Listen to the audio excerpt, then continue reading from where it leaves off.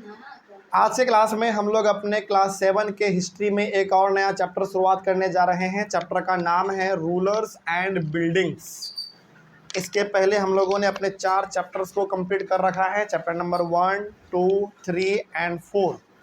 आज फाइनली हम लोग पहुंच चुके हैं अपने चैप्टर नंबर 5 को डिस्कस करने के लिए हिस्ट्री के अंदर। चैप्टर का नाम बहुत सिंपल है, रूलर्स एंड बिल्डिंग्स।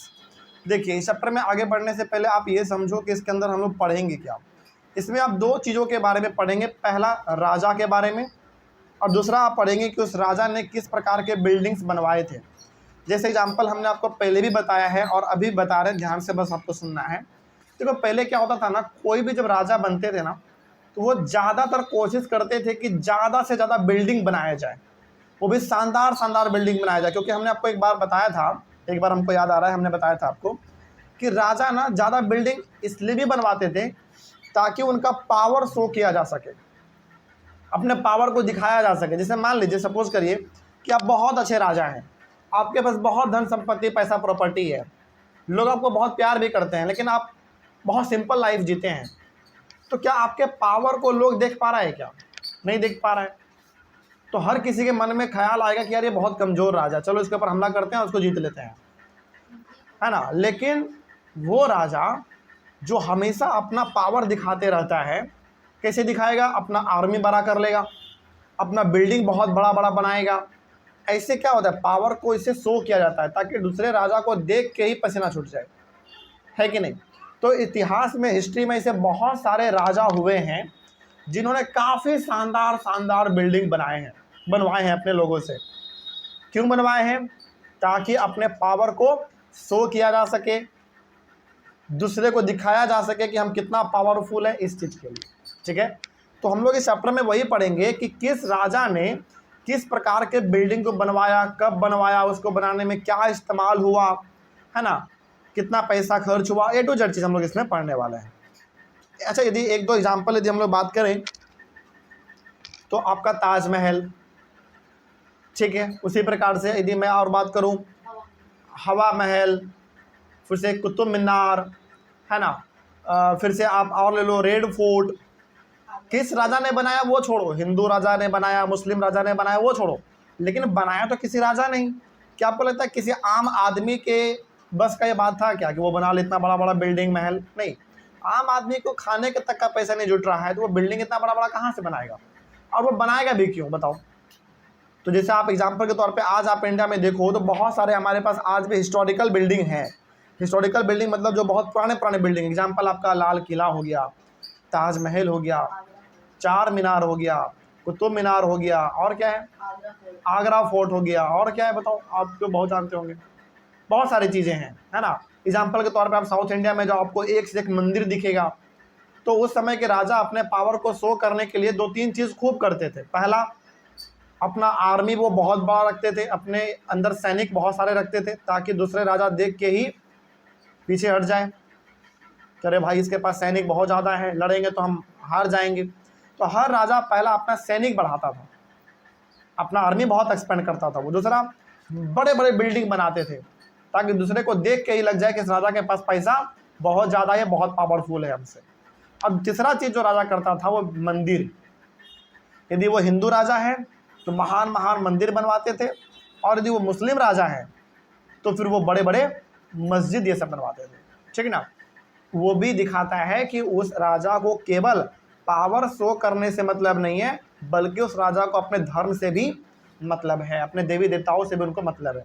जैसे आप आज एग्जाम्पल के तौर पे आप चले जाओ साउथ इंडिया, खास करके साउथ इंडिया में एक स्टेट आपका तमिलनाडु, वहाँ पे इतना भयंकर भयंकर मंदिर है, इतना शानदार शानदार मंदिर है, जिसके बारे में आप पढ़ोगे तो सारे मंदिरों को राजा नहीं बनवाए हैं, है ना। तो वही सब चीज़ों के बारे में हम लोग इस चैप्टर के अंदर में पढ़ेंगे कि किस प्रकार के राजाओं ने कौन सा मंदिर बनवाया, कौन सा बिल्डिंग बनवाया, कब बनवाया, क्यों बनवाया, उसके पीछे का क्या मोटिव था, है ना। ए टू जेड चीज़ हम लोग इसमें डिस्कस करने वाले हैं। तो आइए शुरुआत करते हैं अपने चैप्टर का। पहले तो इंट्रोडक्शन समझ लेते हैं, 3 पॉइंट है, फिर आगे बढ़ेंगे हम लोग। देखो, between the 8th and 18th century, 8th century से लेकर 18th सेंचुरी, इसका मतलब बीच में कितने साल का बात हो गया हमारा? कितना साल? नहीं, अरे 8th सेंचुरी से लेकर 18 सेंचुरी, एक सेंचुरी में 100 साल होता है ना, यहाँ पे कितना सेंचुरी हो गया हमारा, कितने सेंचुरी का गैप दिख रहा है, 10 सेंचुरी का गैप दिख रहा है, मतलब कितने साल का गैप हुआ, 1000 साल का गैप है हमारा। तो 8 सेंचुरी से लेकर 18 सेंचुरी तक का यदि हम बात करें, इसका मतलब हुआ 1000 साल के बीच का यदि हम बात करें, तो Kings and there officers built 2 kinds of structures. तो आप यदि इंडिया के हिस्ट्री को उलट के देखेंगे तो आपको पता चलेगा कि 8 सेंचुरी से लेकर 18 सेंचुरी के बीच में जो भी राजा हुए हैं उन्होंने 2 प्रकार के स्ट्रक्चर खूब बनाए हैं। स्ट्रक्चर मतलब बिल्डिंग, 2 प्रकार के बहुत सारे बनाए हैं उन्होंने, मतलब 2 प्रकार के बिल्डिंग कई सारे बनाए हैं उन्होंने। कौन सा वो 2 स्ट्रक्चर है, पहला देखो, first were forts, palaces, garden residences and tombs. पहला जो राजा ने बनाया है उस टाइम पे राजा ने, देखो सिंपल से समझो, हम लोग बात किसके बारे में कर रहे हैं, 1000 साल के बारे में बात कर रहे हैं। कहाँ से कहाँ, 8 सेंचुरी से लेकर 18 सेंचुरी के बीच का बात कर रहे हैं हम। तो इस बीच में कई सारे राजा हिंदू भी हुए हैं, कई सारे राजा मुस्लिम भी हुए हैं, मतलब कई सारे राजा हिंदू थे और कई सारे राजे मुस्लिम भी थे। तो इन सभी ने जो पहला स्ट्रक्चर बनाया है, पहला जो बिल्डिंग इन्होंने बनाया है वो क्या क्या बनाया है, फोर्ट, यानी कि जितने भी बड़े बड़े किले आपको दिखते हैं, किला बहुत बड़ा बड़ा, वो इसी टाइम पे बना है। पैलेसेस, बहुत बड़े बड़े जो महल आपको आज दिखते हैं वो इसी टाइम पे बना है। गार्डन रेसिडेंसेस, गार्डन रेसिडेंसेस का मतलब हो गया आज जो आपको बड़े बड़े गार्डन दिखते हैं, गार्डन मतलब बाग बगीचा बहुत सुंदर सुंदर बड़े बड़े, हमारे इंडिया में से बहुत सारे हैं, ये सब उसी टाइम पे बना। अगला हमारा टॉम्ब, टॉम्ब मतलब जो मुस्लिम धर्म में एक तरीके से चलता है हमारा, फेमस है वहाँ पे, तो वो चीज़ हुआ हमारा। तो ये सारे प्रकार के स्ट्रक्चर जो आपको आज दिखते हैं, ये इसका शुरुआत इन्हीं टाइम के बीच में हुआ था, 1000 साल के बीच में ही हो गया था। आगे बढ़ते हैं, सेकेंड क्या था, सेकेंड क्या बनाया इन लोगों ने उस टाइम के बीच में सबसे ज़्यादा, वो देखो, second were structures for public activity. दूसरा चीज़ उन्होंने बनाया है पब्लिक एक्टिविटी के लिए, मतलब कि आम आदमी भी उसको क्या कर सकता है, इस्तेमाल कर सकता है। तो अभी जो आपने देखा ना, ये आम चीज़ नहीं है, उसको केवल कौन इस्तेमाल करेगा, राजा इस्तेमाल करेगा। जैसे किला, महल, बहुत बड़े बड़े बगीचे, गार्डन, टॉम्ब, टॉम्ब को हम लोग क्या बोलते हैं, मकबरा बोलते हैं, जो कि मुस्लिम धर्म में बहुत चलता है ये सब चीज़। तो ये सब चीज़ों का इस्तेमाल केवल कौन करता था उस समय पे, राजा और राजा के परिवार करते थे। लेकिन फिर आम आदमी के लिए क्या बनाया गया, बिल्कुल आम आदमी के लिए भी बहुत सारी चीज़ें बनाए गए थे उस समय पे। क्या क्या बनाए गए थे, देखो, पहला बनाया गया टेम्पल्स। यदि कोई हिंदू राजा था तो उन्होंने क्या बनाया होगा, टेम्पल्स बनाए होंगे। एग्जाम्पल, आप साउथ इंडिया जाओ, खास करके आप तमिलनाडु जाओ, वहाँ पे आपको एक से एक मंदिर आपको दिखेंगे जो हज़ारों साल पुराने हैं, आज भी चल रहा है ना। तो मंदिर हो गया। मॉस्क्यू, मॉस्क्यू मतलब मस्जिद, मस्जिद भी आपको दिखते हैं कई सारे इस टाइम के बीच में। टैंक्स, टैंक्स मतलब टैंक मतलब एक तरीके से बहुत बड़ा जगह जहाँ पे कि आके लोग क्या कर सकते हैं, नहा सकते हैं। टैंक का मतलब यहाँ पे टंकी में समझना कि पानी इकट्ठा करेंगे घर में लाएंगे, नहीं, यहाँ पे टैंक का मतलब क्या है, बड़ा सा तालाब। राजा तालाब भी खुदवाते थे ताकि आम आदमी आके उसमें क्या कर सके, स्नान वगैरह कर सके, यदि कोई फेस्टिवल वगैरह है तो। जैसे हमारे हिंदू परंपरा में क्या है, यदि कोई फेस्टिवल हम लोग मनाते हैं, जैसे एग्जाम्पल आपका छठ पूजा हो गया, तो हम लोग गंगा नहाने जाते हैं, है ना। तो वही चीज़ यहाँ पे भी था कि स्पेशल ओकेजन में जब आपको नहाने का मन करे कोई पर्व त्यौहार पे, तो आप टैंक में जाके नहा सकते हैं, मतलब तालाब में जाके नहा सकते हैं। कुआं, राजा लोग कुआं भी खुदवाते थे ताकि आम आदमी को उसका सुविधा मिल सके, पानी वो इजीली ले सके। उसके बाद बाजार, बाजार भी राजा ही इस्टेब्लिश करवाता था, एक जगह डिसाइड किया जाता था राजा के द्वारा कि इस जगह पे बाजार लगेगा और सारे आदमी को जो खरीदना होगा वो यहीं पे आके खरीदेगा। समझ में आया पूरा कहानी। तो इस तरीके से हमारा पूरा का पूरा सिस्टम उस समय पे चलता था। तो कहने का मतलब ये हुआ कि 8 सेंचुरी से लेकर 18 सेंचुरी के बीच में जो आप देख रहे हैं 1000 साल का गैप है, इस 1000 साल के बीच में 2 प्रकार के स्ट्रक्चर बनाए गए हैं। पहला वो बनाया गया जो राजा खुद के लिए इस्तेमाल करेगा, राजा और राजा के परिवार लोग इस्तेमाल करेंगे, जिसमें आम आदमी का कोई एंट्री नहीं होगा। और दूसरा राजा ने वैसा चीज़ बनवाया राजा ने जिसको कि आम आदमी भी इस्तेमाल कर सकता है, ठीक है। तो जो केवल राजा इस्तेमाल करेंगे उसमें क्या क्या था हमारा, फोर्ट, पैलेसेस, गार्डन रेसिडेंसेस और टॉम, ये सब हो गया हमारा। आम आदमी के लिए राजा ने क्या बनाया? मंदिर, मस्जिद, तालाब, कुआं, बाजार, ये सब बना दिया ताकि आम आदमी भी इसका बेनिफिट उठा सके। कोई दिक्कत नहीं इसमें समझने में, समझ में आ रहा है सबको?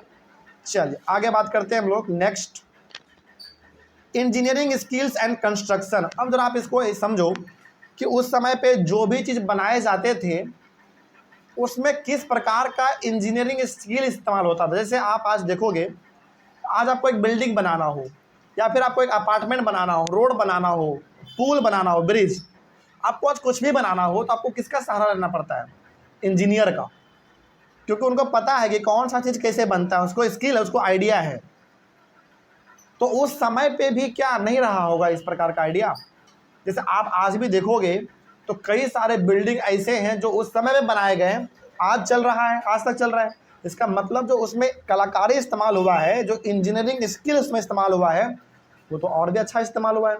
आज के टाइम पे आप देखो, आज पुल बना, न्यूज़ आता है कि अगले साल ही वो गिर गया।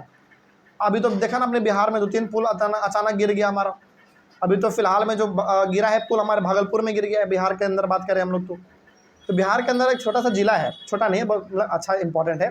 तो बिहार के अंदर एक जिला आपका भागलपुर, वो पुल भागलपुर में, वो पुल अभी बन ही रहा था और बनते बनते वो पुल गिर गया। सोचो, मतलब वो तो सही हुआ कि बनते बनते गिर गया, यदि चालू होने के बाद गिरता तो कितना आदमी का नुकसान होता है कि नहीं?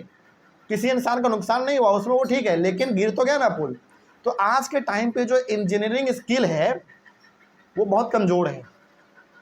उस टाइम का जरा इमेजिन करो आपको, उस समय पे बनाया गया और आज तक चल रहा है। कितना समय हो गया? 700 साल, 800 साल, 1000 साल, 1500 साल, इतना पुराने पुराने बिल्डिंग आज भी चल रहे हैं। तो उस समय पे जो इंजीनियरिंग स्किल था किसी भी चीज़ को बनाने का, उसमें तो और अच्छा इस्तेमाल हुआ होगा आइडिया। वही हम लोग इसमें पढ़ेंगे क्या क्या आइडिया इस्तेमाल हुआ।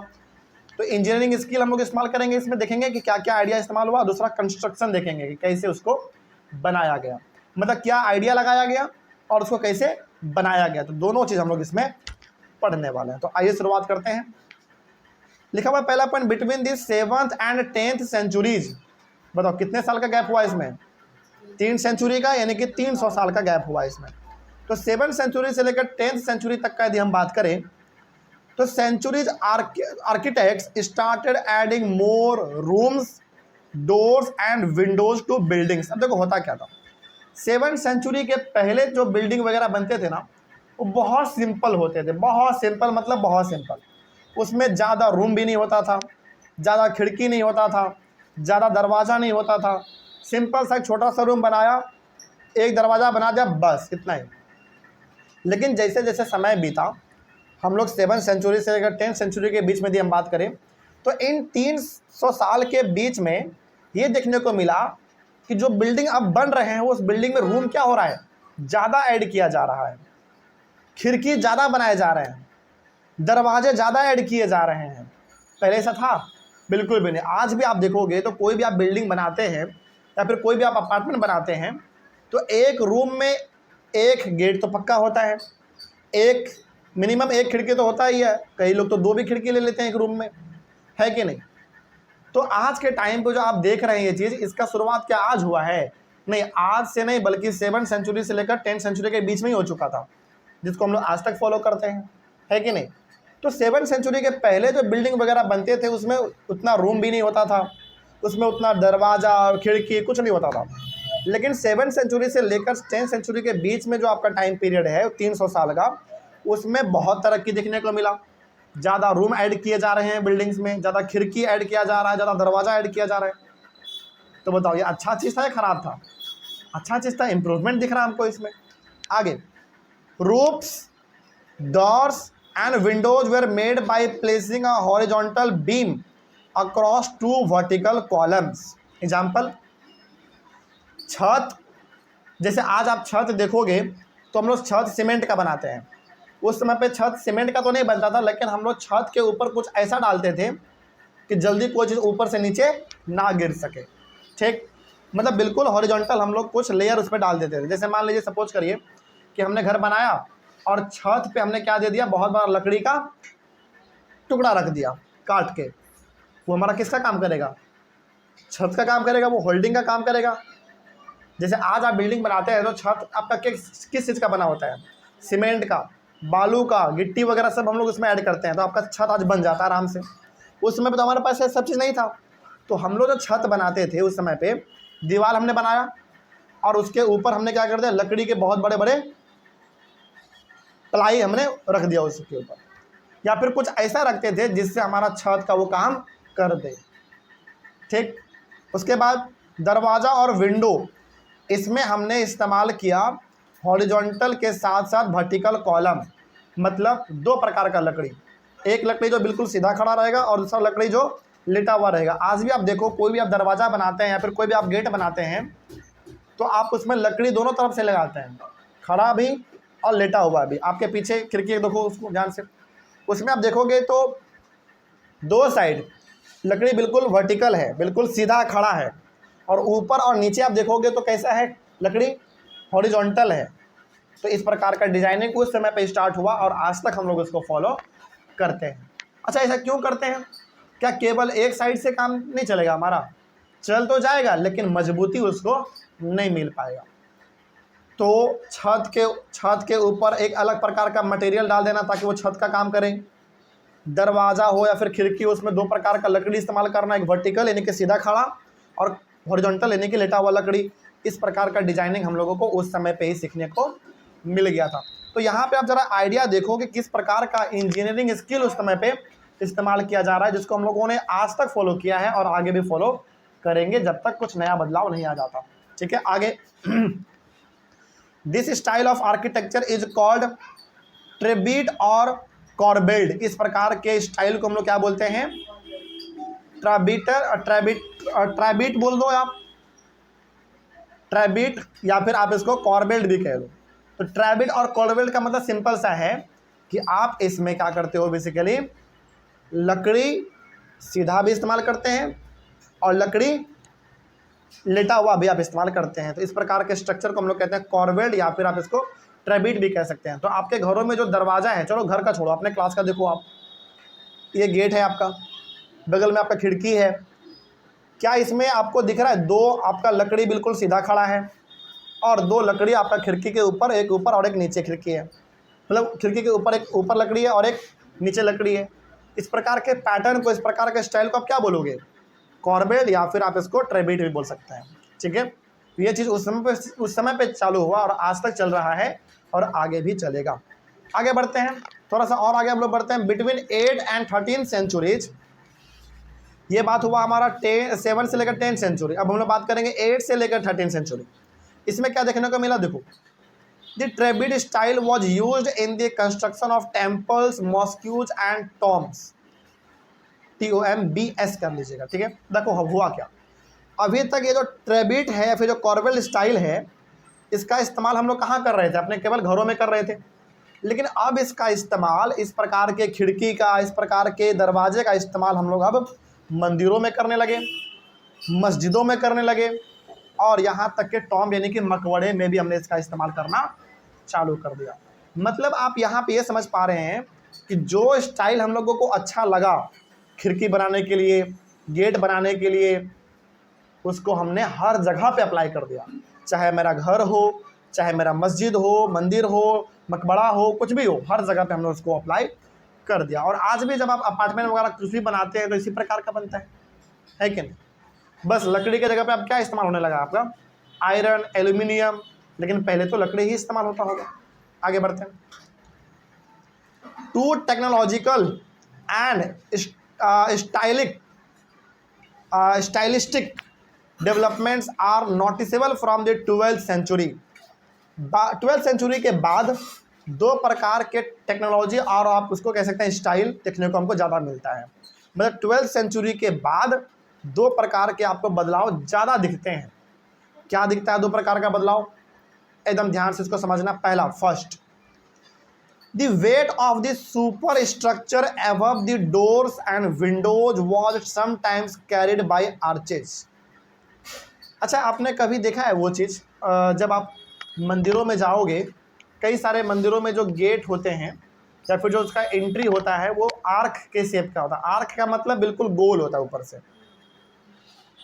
है ना। जैसे ज़्यादातर मंदिरों में तो बिल्कुल वो फ्लैट होता है गेट उसका, लेकिन कई सारे मंदिरों में आप देखोगे कि ऊपर से गोल होगा वो, है ना। ऊपर से कैसा होगा, गोल होगा, सर्कल के टाइप का, सेमी सर्कल आप उसको बोल सकते हैं, आधा सर्कल।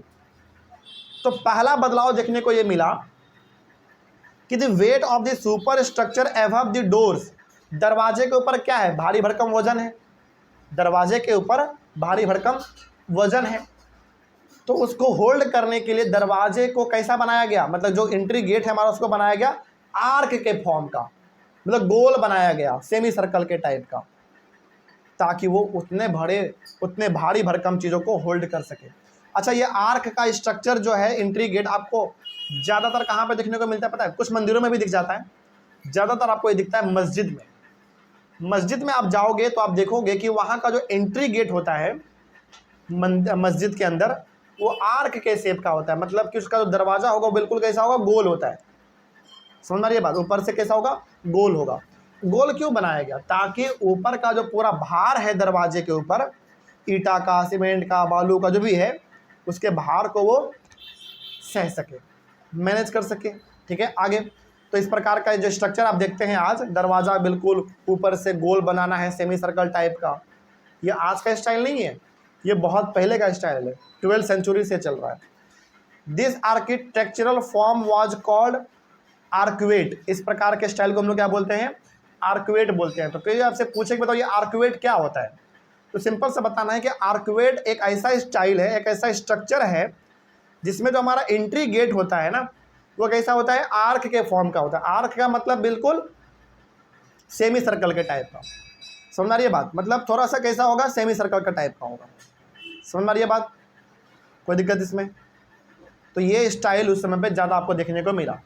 तो बहुत सारे घरों में, बहुत सारे मंदिर, मस्जिद, टॉम्ब, बहुत सारे जगहों पर आर्क के शेप का एंट्री गेट बनाया जाने लगा। आर्क के शेप का मतलब सेमी सर्कल का। ठीक है, और इसके पीछे का मेन मोटिव केवल यही है कि ऊपर का जो भार है उसको वो क्या कर सके, होल्ड कर सके, सह सके। ठीक है। अगला हमारा है second, limestone cement was increasingly used in construction. अब कंस्ट्रक्शन में, यानी कि बिल्डिंग, मस्जिद, मंदिर को बनाने में सीमेंट का इस्तेमाल होने लगा। सोचो, वो भी सीमेंट किसका, लाइमस्टोन का, मतलब पत्थरों का। तो जो आज सीमेंट आप आज इस्तेमाल करते हैं घर को बनाने के लिए, ये सीमेंट का इस्तेमाल हम लोग आज से नहीं कर रहे हैं, काफ़ी लंबे समय से कर रहे हैं। सीमेंट करता क्या है, सीमेंट आपके बिल्डिंग को या फिर जिसमें भी आप सीमेंट का इस्तेमाल करेंगे उसको मजबूत कर देता है, एकदम इसको स्ट्रॉन्ग कर देता है। इसीलिए आप देखोगे कि जिस चीज़ में सीमेंट का इस्तेमाल ज़्यादा नहीं होता वो जल्दी गिर भी जाता है, लेकिन जिसमें सीमेंट का इस्तेमाल ज़्यादा हुआ है तो वो मजबूत होगा, वो जल्दी गिरेगा नहीं, टूटेगा नहीं। ठीक ना।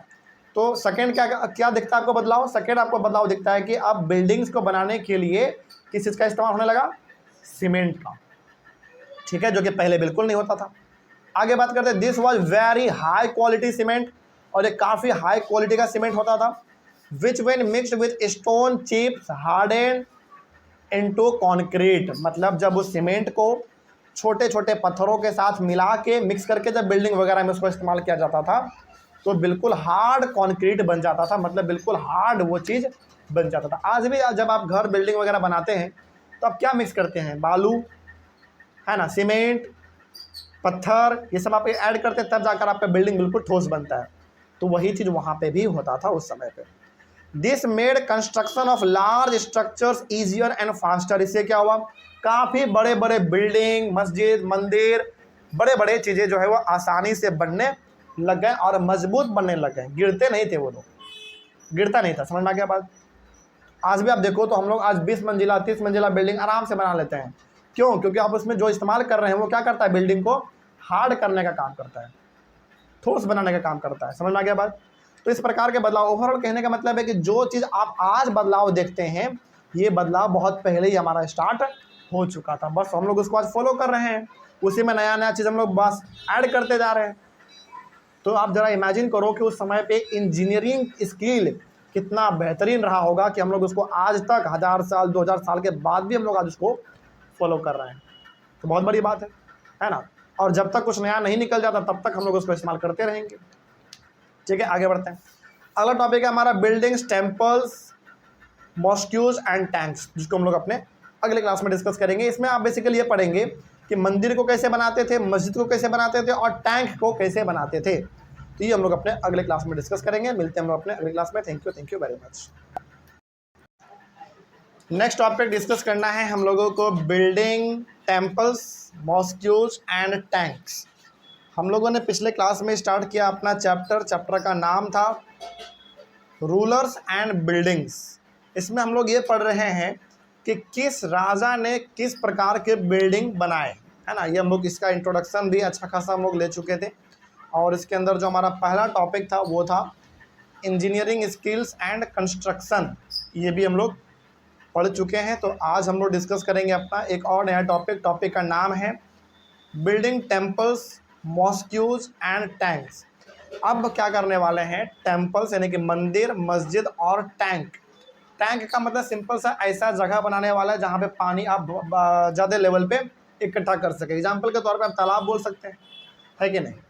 तो मंदिर, मस्जिद और टैंक यानी कि तालाब वगैरह उस समय पे राजा लोग कैसे बनाते थे और किसके लिए बनवाते थे, सब कुछ हम लोग इसमें देखने वाले। देखिए लिखा हुआ पहला पॉइंट इसमें, temples and mosques were beautifully constructed because they were places of worship.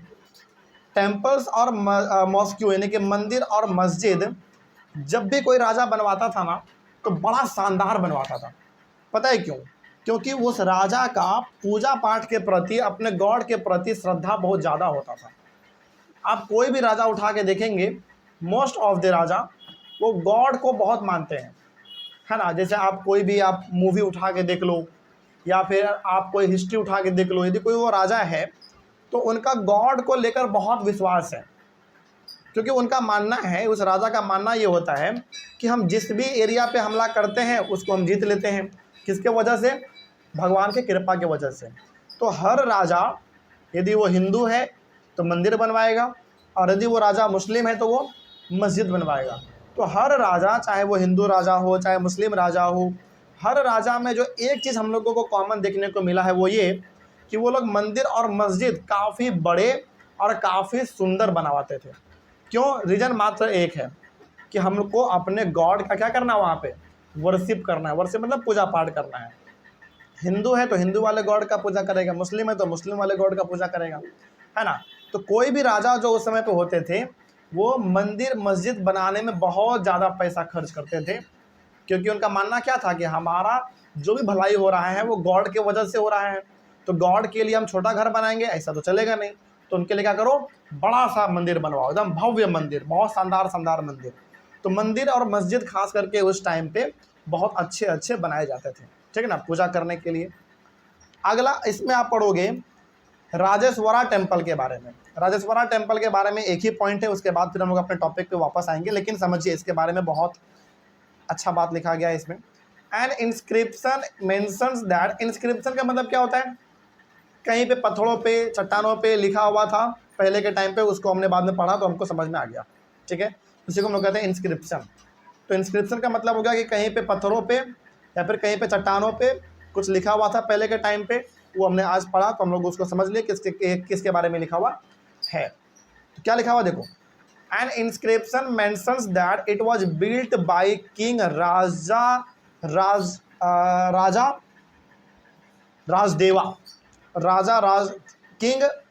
राजदेवा for the worship of his god Raja Rajeshwaram.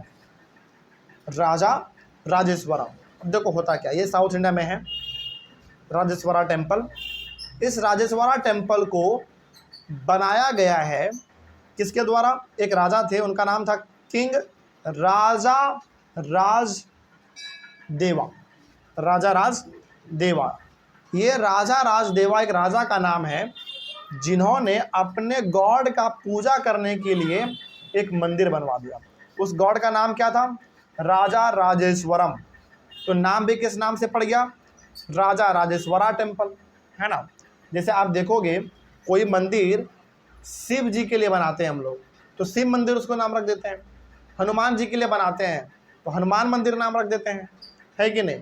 Durga ji के लिए बनाते हैं कोई मंदिर तो दुर्गा मंदिर हम लोग उसका नाम रख देते हैं। उसी तरीके से ऐसा कहा जाता है, ये बहुत फेमस टेम्पल है, ध्यान रखना है। राजेश्वरा टेम्पल जो है साउथ इंडिया में है, बहुत फेमस टेम्पल है। ऐसा कहा जाता है, जो हम लोगों को एविडेंस मिले हैं, जो सबूत मिले हैं पत्थरों पे लिखा हुआ, उसको जब हम लोगों ने डिकोड किया, जब हमने उसको पढ़ा समझा, तो ये पता चला कि राजेश्वरा टेम्पल किसके द्वारा बनाया गया है, एक राजा के द्वारा बनाया गया है। उस राजा का नाम है राजा राजदेवा। क्यों बनाए थे? ताकि ये अपने गॉड का पूजा कर सके, और इनके गॉड का नाम क्या था? राजा राजेश्वरम। तो मंदिर का नाम भी क्या पड़ गया? इसी के नाम पे पड़ गया, राजा राजेश्वरा टेम्पल पड़ गया। उसी से मिलता जुलता है कि नहीं है? बिल्कुल मिलता जुलता है।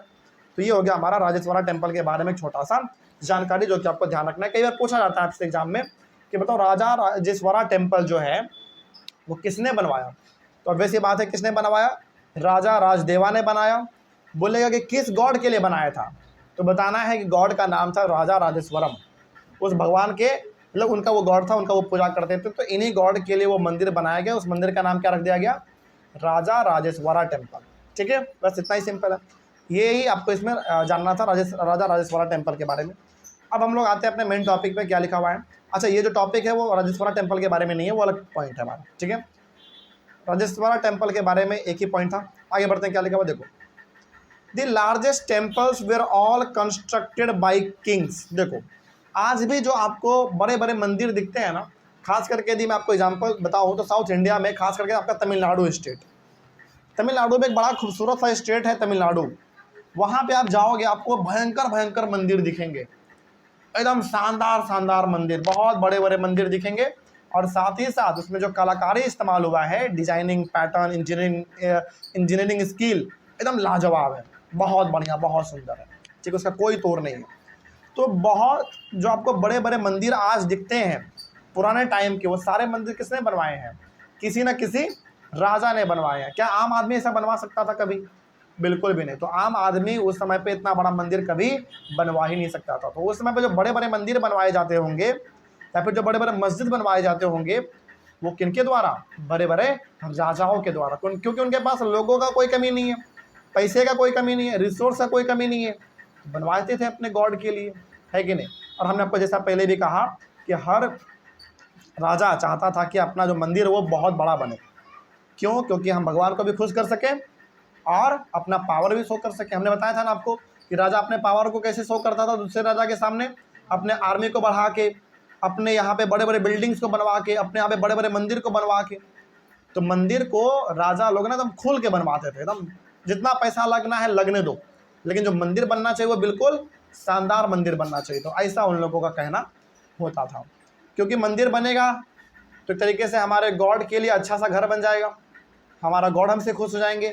और दूसरा बात, मंदिर बड़ा होगा तो दूसरा राजा भी हमारे पावर को देख पाएगा। तो मंदिर वो लोग बहुत बड़े बड़े बनाते थे। और आज भी आपको जितने भी पुराने पुराने मंदिर दिखेंगे बड़े बड़े, वो सारे किसी न किसी राजा ने ही बनाया। एग्जाम्पल आपका आपने देखा ना अभी, राजेश्वरा टेम्पल किसने बनाया? राजा राजदेवा ने बनाया। वो भी एक बहुत बड़े राजा थे अपने टाइम पे।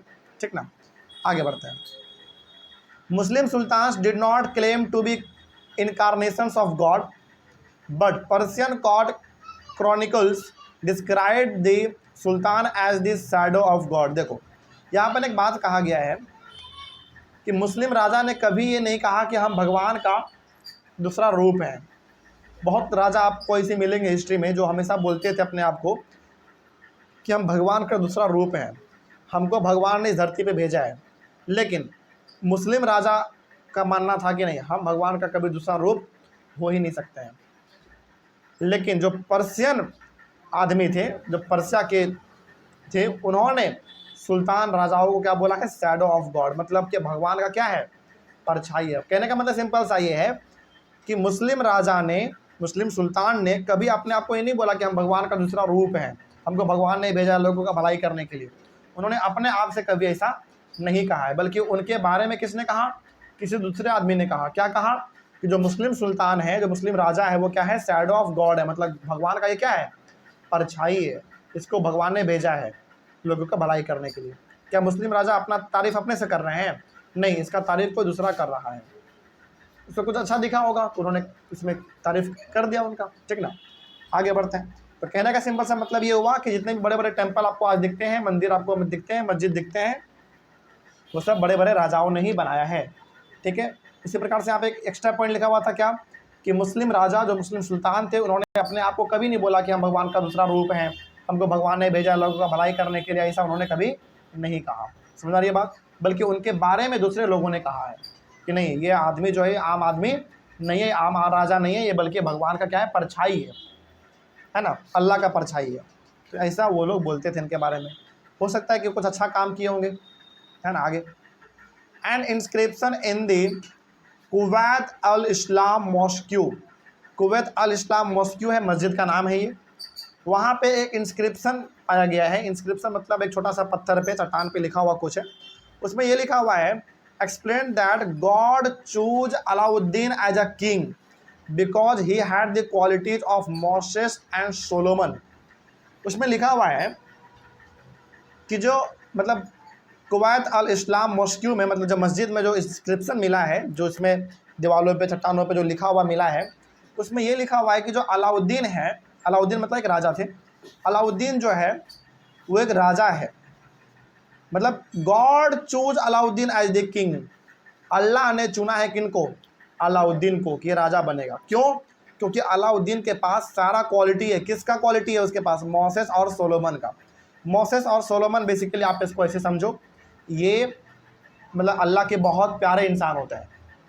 समझिए आप बात, मतलब कि अल्लाह, जैसे आप मुस्लिम धर्म में देखोगे तो मुस्लिम धर्म में ऐसा माना जाता है कि जो बहुत अच्छा व्यक्ति होता है ना, मतलब पहले के टाइम पे उनको लोग बोलते थे कि ये आदमी नहीं है, ये क्या है, अल्लाह का दूसरा रूप है, अल्लाह ने इनको भेजा है हमारा यहाँ पे हमारा काम करने के लिए। तो इस तरीके से वहाँ पे ये चीज़ चलता है। तो कहने का मतलब यहाँ पे एक इंस्क्रिप्शन मिला है कुवैत अल इस्लाम मॉस्क्यू में, उसमें ये लिखा हुआ है कि भगवान ने चुना है, यानी कि अल्लाह ने चुना है अलाउद्दीन को राजा बनने के लिए। समझ रही है बात? मतलब अल्लाह ने चूज किया है किसको? अलाउद्दीन को, कि आदमी राजा बनेगा। क्यों राजा बनेगा ये आदमी? क्योंकि इनके पास मोसेस और सोलोमन का सारा क्वालिटी है। मोसेस और सोलोमन का सिंपल सा मतलब हुआ कि इनके पास वो सारा गुण है जो कि एक राजा के पास गुण होना चाहिए। बेसिकली मोसेस और सोलोमन ना बहुत अच्छे, एक तरीके से आप कह लो शिष्य, स्टूडेंट बोल लो, किनका थे? अल्लाह के, ठीक ना। तो मतलब अल्लाह कह सकते हो या फिर अलग गॉड भी आप कह सकते हो। सोलोमन और मोसेस का सिंपल सा मतलब होता है कि वो आदमी जिनके पास सारा गुण होगा, कोई उसके पास खराबी नहीं होगा।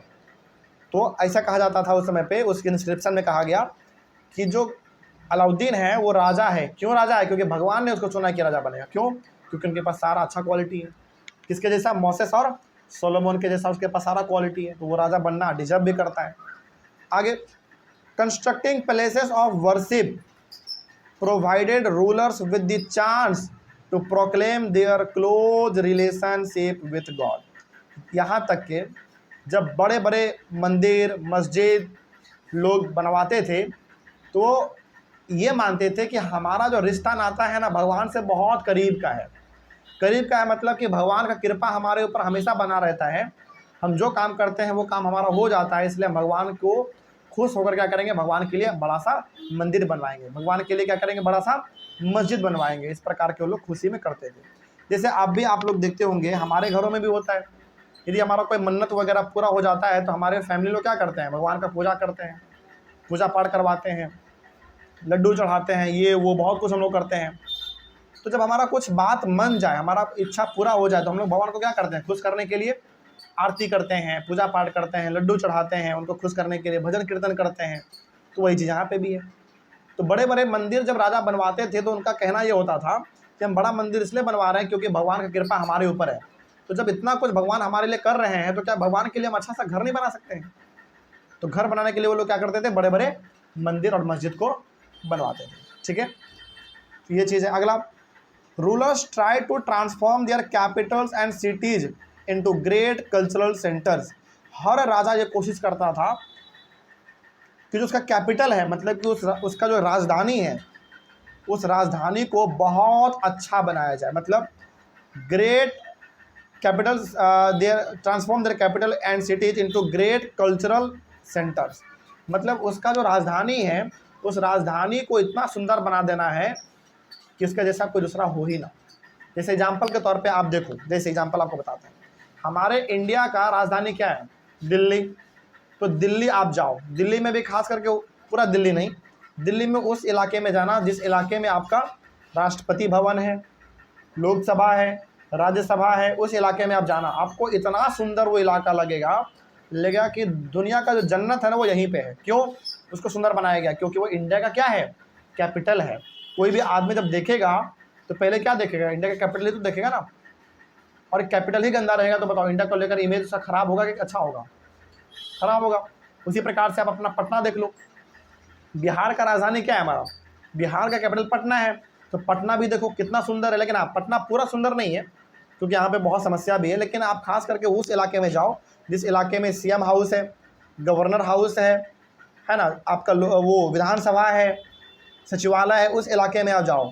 उस इलाके में इतना सुंदर आपको इलाका वो नज़र आएगा कि मतलब आपको लगेगा कि पूरा दुनिया का जन्नत जो है ना बिहार का, वो यहीं पे पड़ा हुआ है। सुंदर ये बात। तो कोई भी राजा ये कोशिश करता था कि जो हमारा कैपिटल होगा, जो हमारा राजधानी होगा, वो बहुत सुंदर हो।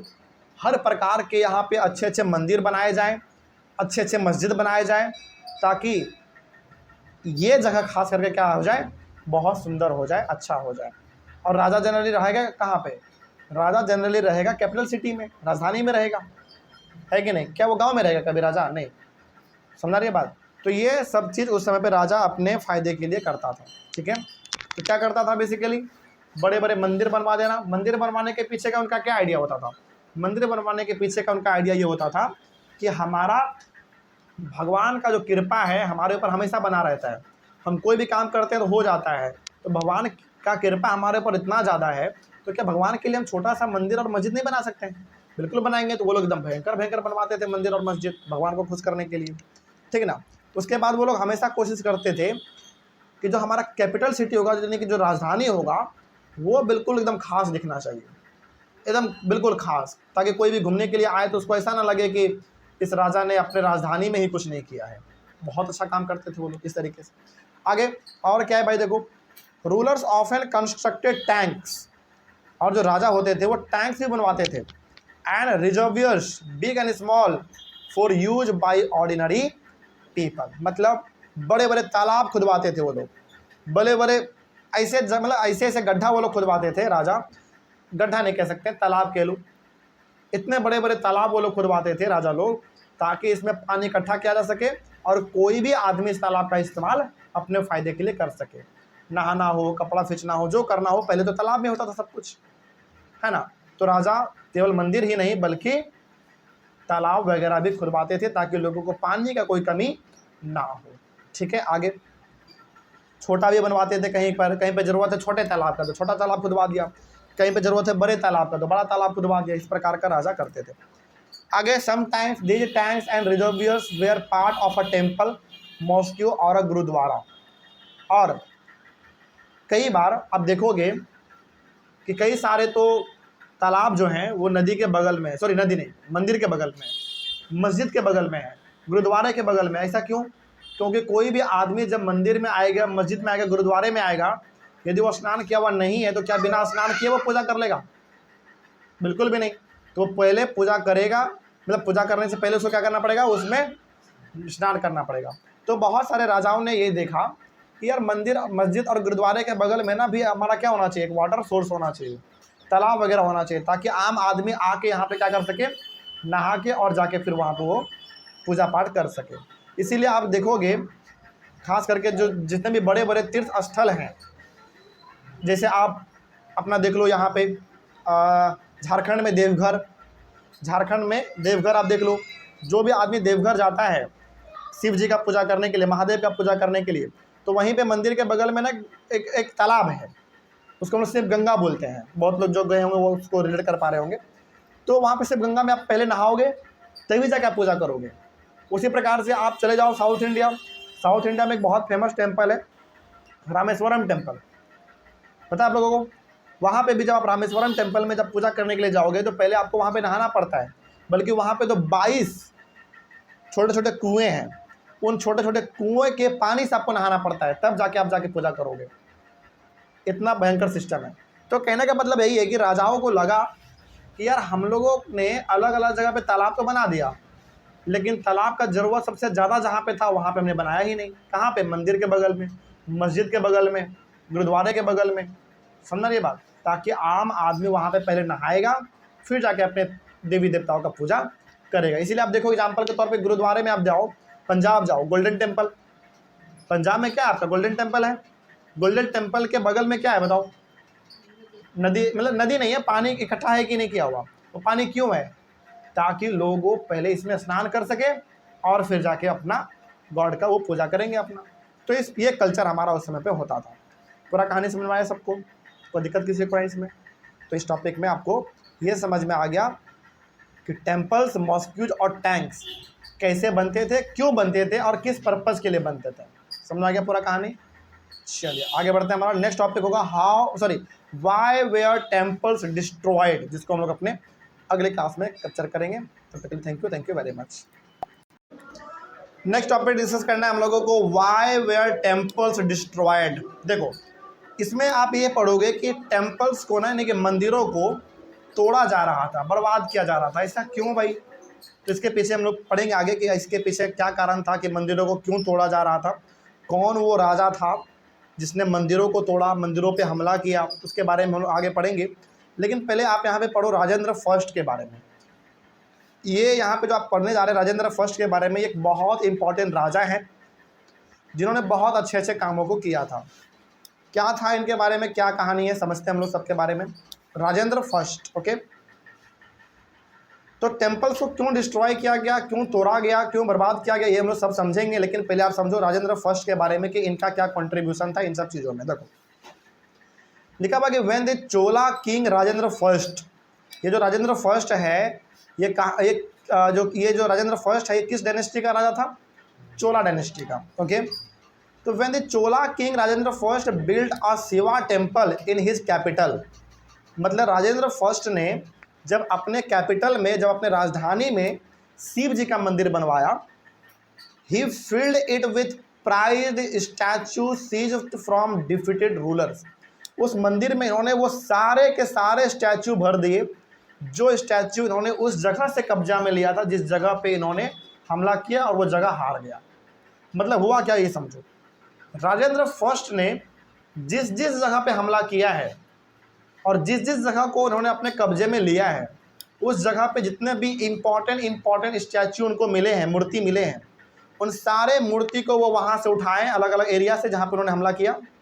हुआ क्या पहले समझो, राजेंद्र फर्स्ट क्योंकि राजा हैं, उस समय पे राजा एक दूसरे के ऊपर हमला करते रहते थे, तो नॉर्मल सी बात है।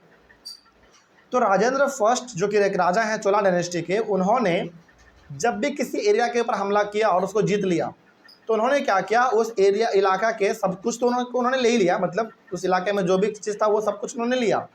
साथ ही साथ उस इलाके में, उस एरिया में जितने भी इम्पोर्टेंट स्टैचू थे, मूर्ति, वो भी इन्होंने उठा लिया। और इन सारे मूर्तियों को उन्होंने कहाँ डाल दिया?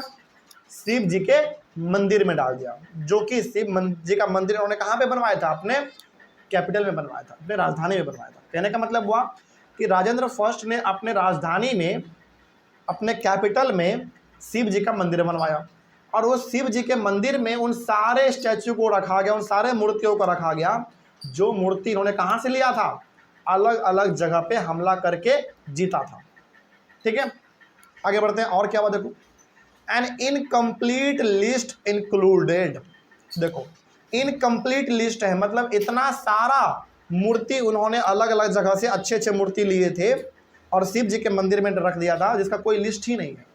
मतलब बहुत सारे रखे थे, लेकिन कुछ चीज़ों का यहाँ पे आपके सामने दिया गया है जानकारी। जैसे अ सन पेडेस्टल फ्रॉम द चालुक्याज, मतलब एक पेडेस्टल है, पेडेस्टल का मतलब होता है एक पिलर, पिलर है, उस पर कुछ सन जैसा स्ट्रक्चर बना हुआ है, सूरज का जैसा।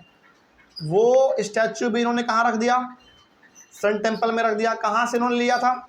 चालुक्याज से लिया था। चालुक्याज पे हमला जब इन्होंने किया, उसको जीता, तो वहाँ से इन्होंने क्या स्टैचू लिया? सन पेडेस्टल। सन पेडेस्टल का मतलब होता है कि एक पिलर होगा, पिलर के ऊपर एक सूरज के जैसा स्ट्रक्चर बना हुआ रहेगा। उस स्टैचू को इन्होंने चालुक्याज से लिया हमला करके, और इसको कहाँ रख दिया? शिव जी के मंदिर में रख दिया। ठीक है, जो इन्होंने अपने कैपिटल सिटी में बनवाया था।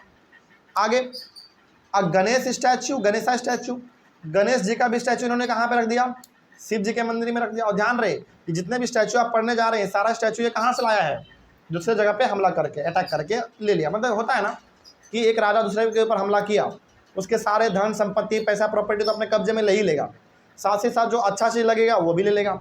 अच्छा चीज़ को क्या लगा, मूर्ति लगा, अच्छा तो मूर्ति इन्होंने ले लिया अलग अलग प्रकार के। आगे स्टैचू जब दुर्गा जी का स्टैचू इन्होंने रखा शिव जी के मंदिर में। और Nandi statue from the eastern Chalukyas जो कि ईस्ट में थे इंडिया के, वहाँ पे जब राजेंद्र फर्स्ट ने हमला किया तो वहाँ से इन्होंने कैसा स्टैचू लिया, नंदी का। और नंदी जी बताओ किनके फेवरेट हैं, शिव जी के, है ना, ये भी हम लोग जान रहे हैं। आगे an image of Bhairava from the Kalingas of Odisha.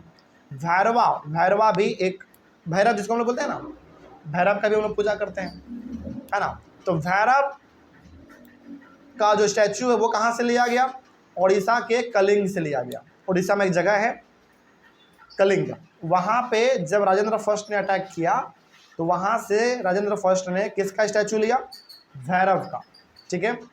And a Kali statue from the Palas of Bengal के जो पाला रूलर थे, पाला राजा थे, वहाँ से इन्होंने लिया काली स्टैचू, काली जी का। ओके, तो यहाँ पे आप ये समझ पा रहे हैं कि राजेंद्र फर्स्ट ने अपने कैपिटल में एक शिव जी का मंदिर बनवाया। उन शिव जी के मंदिर में इन्होंने वो सारे स्टैचू को रखा जो स्टैचू इन्होंने अलग अलग जगह पे हमला करके कब्जे में लिया था। इससे क्या हुआ, देखो इससे ये हुआ कि इनका जो मंदिर है शिव जी का वो मूर्तियों से भर गया और देखने में कैसा लगने लगा, बिल्कुल शानदार। और इन्होंने सारे जगह से ऐसा स्टैचू ही उठाया था जो स्टैचू बहुत सुंदर दिखता था, उसका बहुत कीमत था मार्केट में। तो उन सारे महंगे कीमती अच्छे सुंदर स्टैचूज को उन्होंने एक जगह पे डाल दिया ताकि कोई भी आगे आने वाले समय में जब देखेगा उसको प्राउड फील होगा कि हमारा राजा कितना महान था, मंदिरों पे कितना काम किया उन्होंने, मंदिरों में एक से एक स्टैचू उन्होंने रखा है। लेकिन हकीकत तो ये कि आधा से ज़्यादा स्टैचू उनका खुद का है ही नहीं, दूसरे के जगह से हमला करके वो अटैक करके लेकर आए हैं। लेकिन कुछ भी हो, लेकिन उन्होंने अपने मंदिर को सुंदर बनाने के लिए क्या कर दिया, सारे स्टैचू को वहाँ पर उन्होंने रख तो दिया था।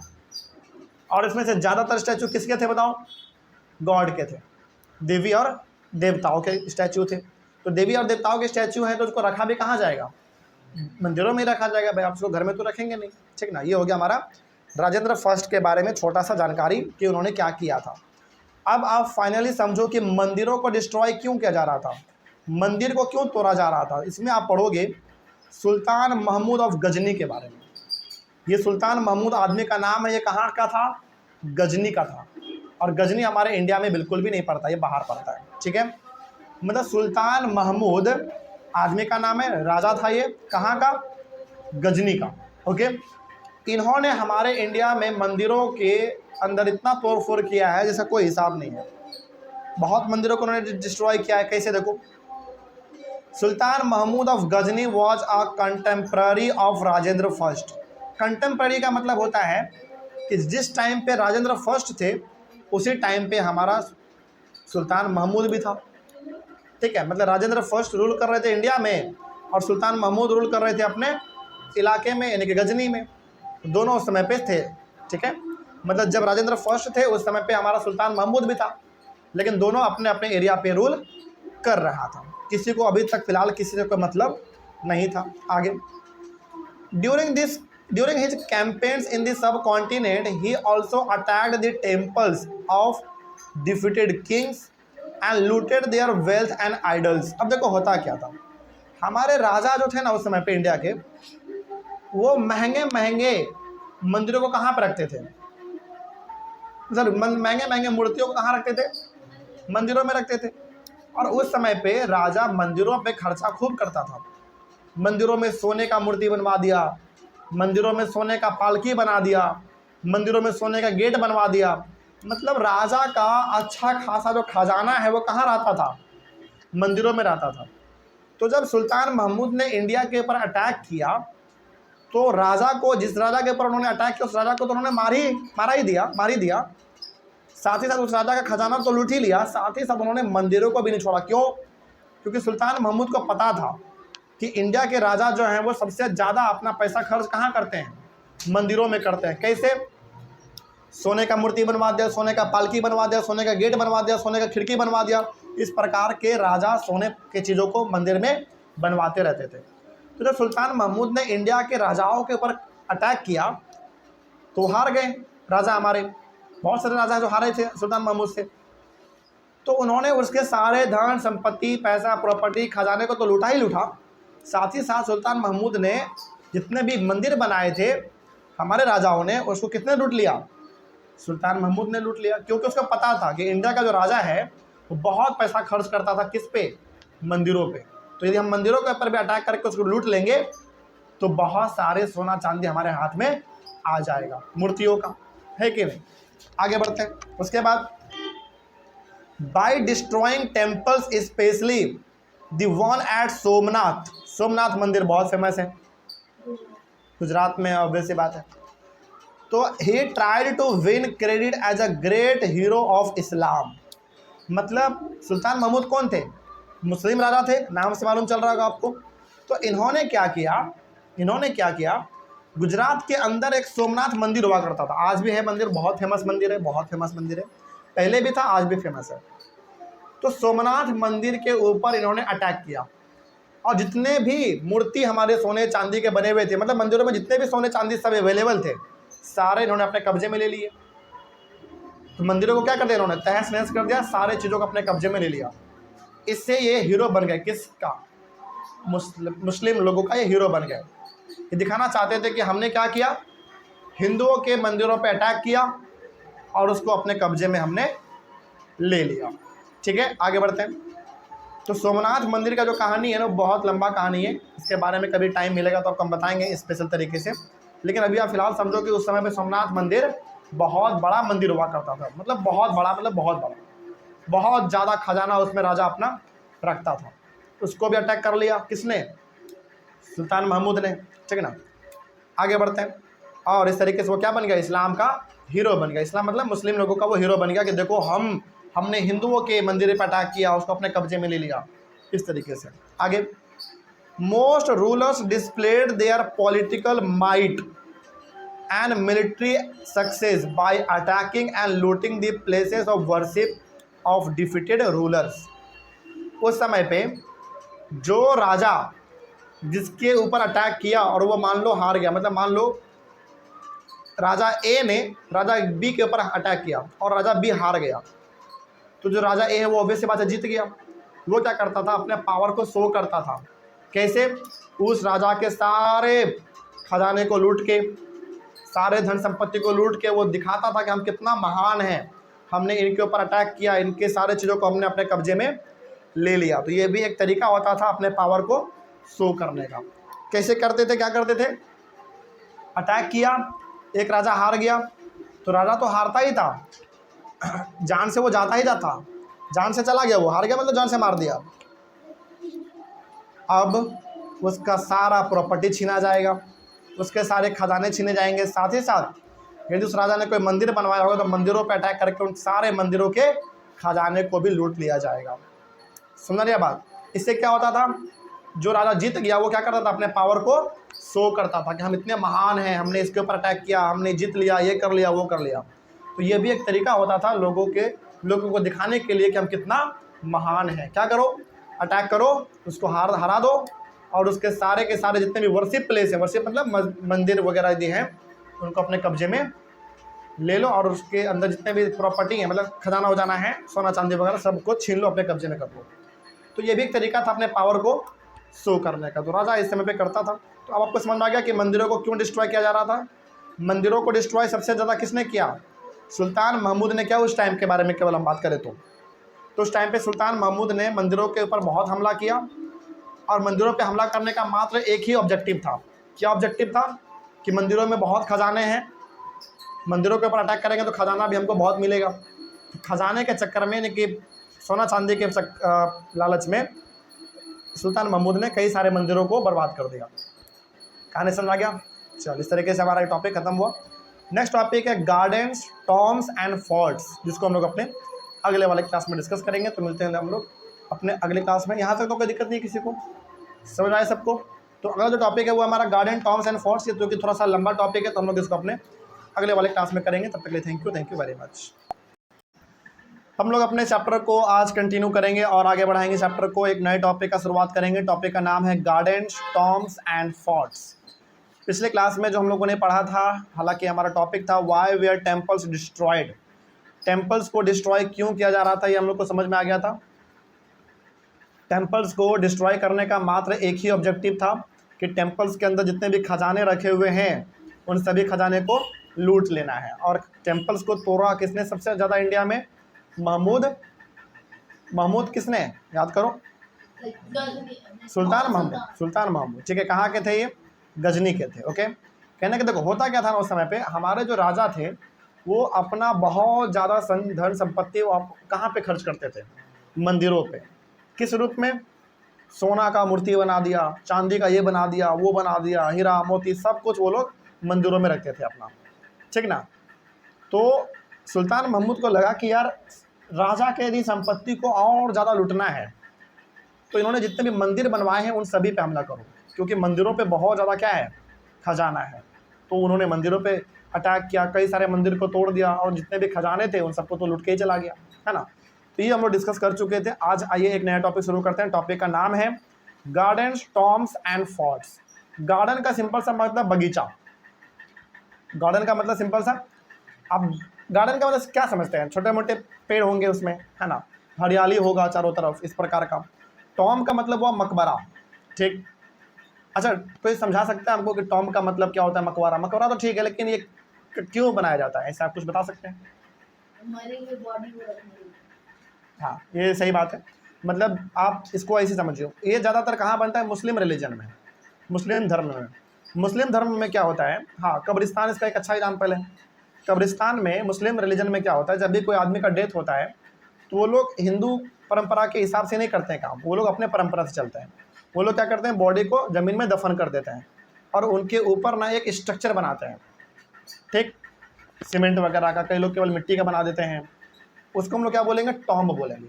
लेकिन यही टॉम्ब, यही कब्रिस्तान जब एक बड़े राजा का बनता है तो क्या इतना छोटा बनता होगा? बिल्कुल भी नहीं। जब उनका डेथ होता है, बड़े बड़े राजा का जब डेथ होता है तो उनका जो डेड बॉडी दफन किया जाता है, उनके बगल में, सॉरी उनके बगल में नहीं, उनके चारों तरफ से क्या कर दिया जाता है? पूरा एक महल बना दिया जाता है। डिपेंड करता है कि राजा कितना पावरफुल है।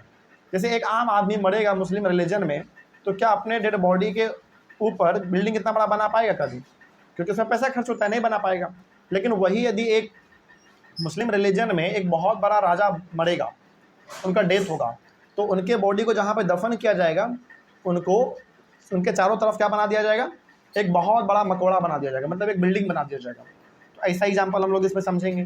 तो इसमें हम लोग यही देखेंगे कि गार्डन किस प्रकार से बनाए जाते थे, गार्डन का क्या उसमें खूबी था वो हम लोग समझेंगे।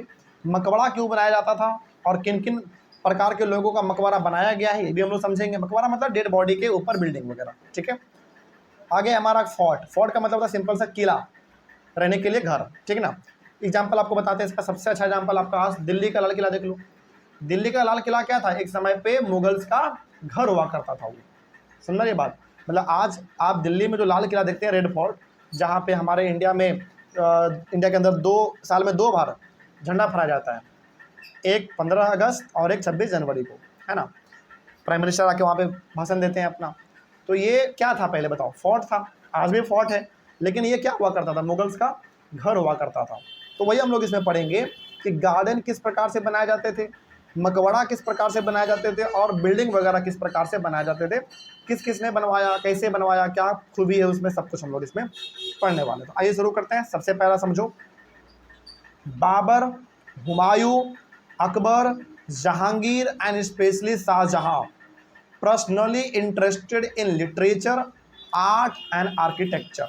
देखो, मुस्लिम राजा जो है ना वो बहुत ज़्यादा ध्यान देते थे कलाकारी पे। मतलब मुस्लिम राजा खास करके यदि मैं एग्जांपल लूँ, बहुत सारे मुस्लिम राजा का तो नहीं पता, लेकिन कुछ मुस्लिम राजा जो थे, मुगल जो थे, जैसे एग्जांपल बाबर, हुमायूं, अकबर, जहांगीर और शाहजहां, ये सब कौन है? मुस्लिम राजा हैं। इन सबको ना बहुत ज़्यादा इंटरेस्ट था किस चीज़ में? लिटरेचर में। लिटरेचर का मतलब क्या होता है? कहानी, कविता, गीत, संगीत, इन प्रकार के चीज़ों में इनको बहुत इंटरेस्ट था। तो ये लोग हमेशा अपने दरबार में बहुत पढ़े लिखे लोगों को रखते थे कि भैया तुम क्या करो, हमारे लिए अच्छा सा कहानी लिखो, अच्छा सा कविता लिखो, अच्छा सा गीत लिखो, अच्छा सा गाना लिखो, ताकि हम उसको सुनेंगे और हमको खुशी मिले। ठीक है, तो इन लोगों को लिटरेचर में बहुत शौक होता था। आर्ट का मतलब सिंपल सा क्या मान सकते हैं, पेंटिंग वगैरह। तो कलाकारी, पेंटिंग वगैरह में इन लोगों को बहुत इंटरेस्ट रहता था कि एक से एक पेंटिंग बनवाना है, अपना कलाकारी अपने बिल्डिंग में पूरा दिखाना है ना, बहुत अच्छा तरीके से।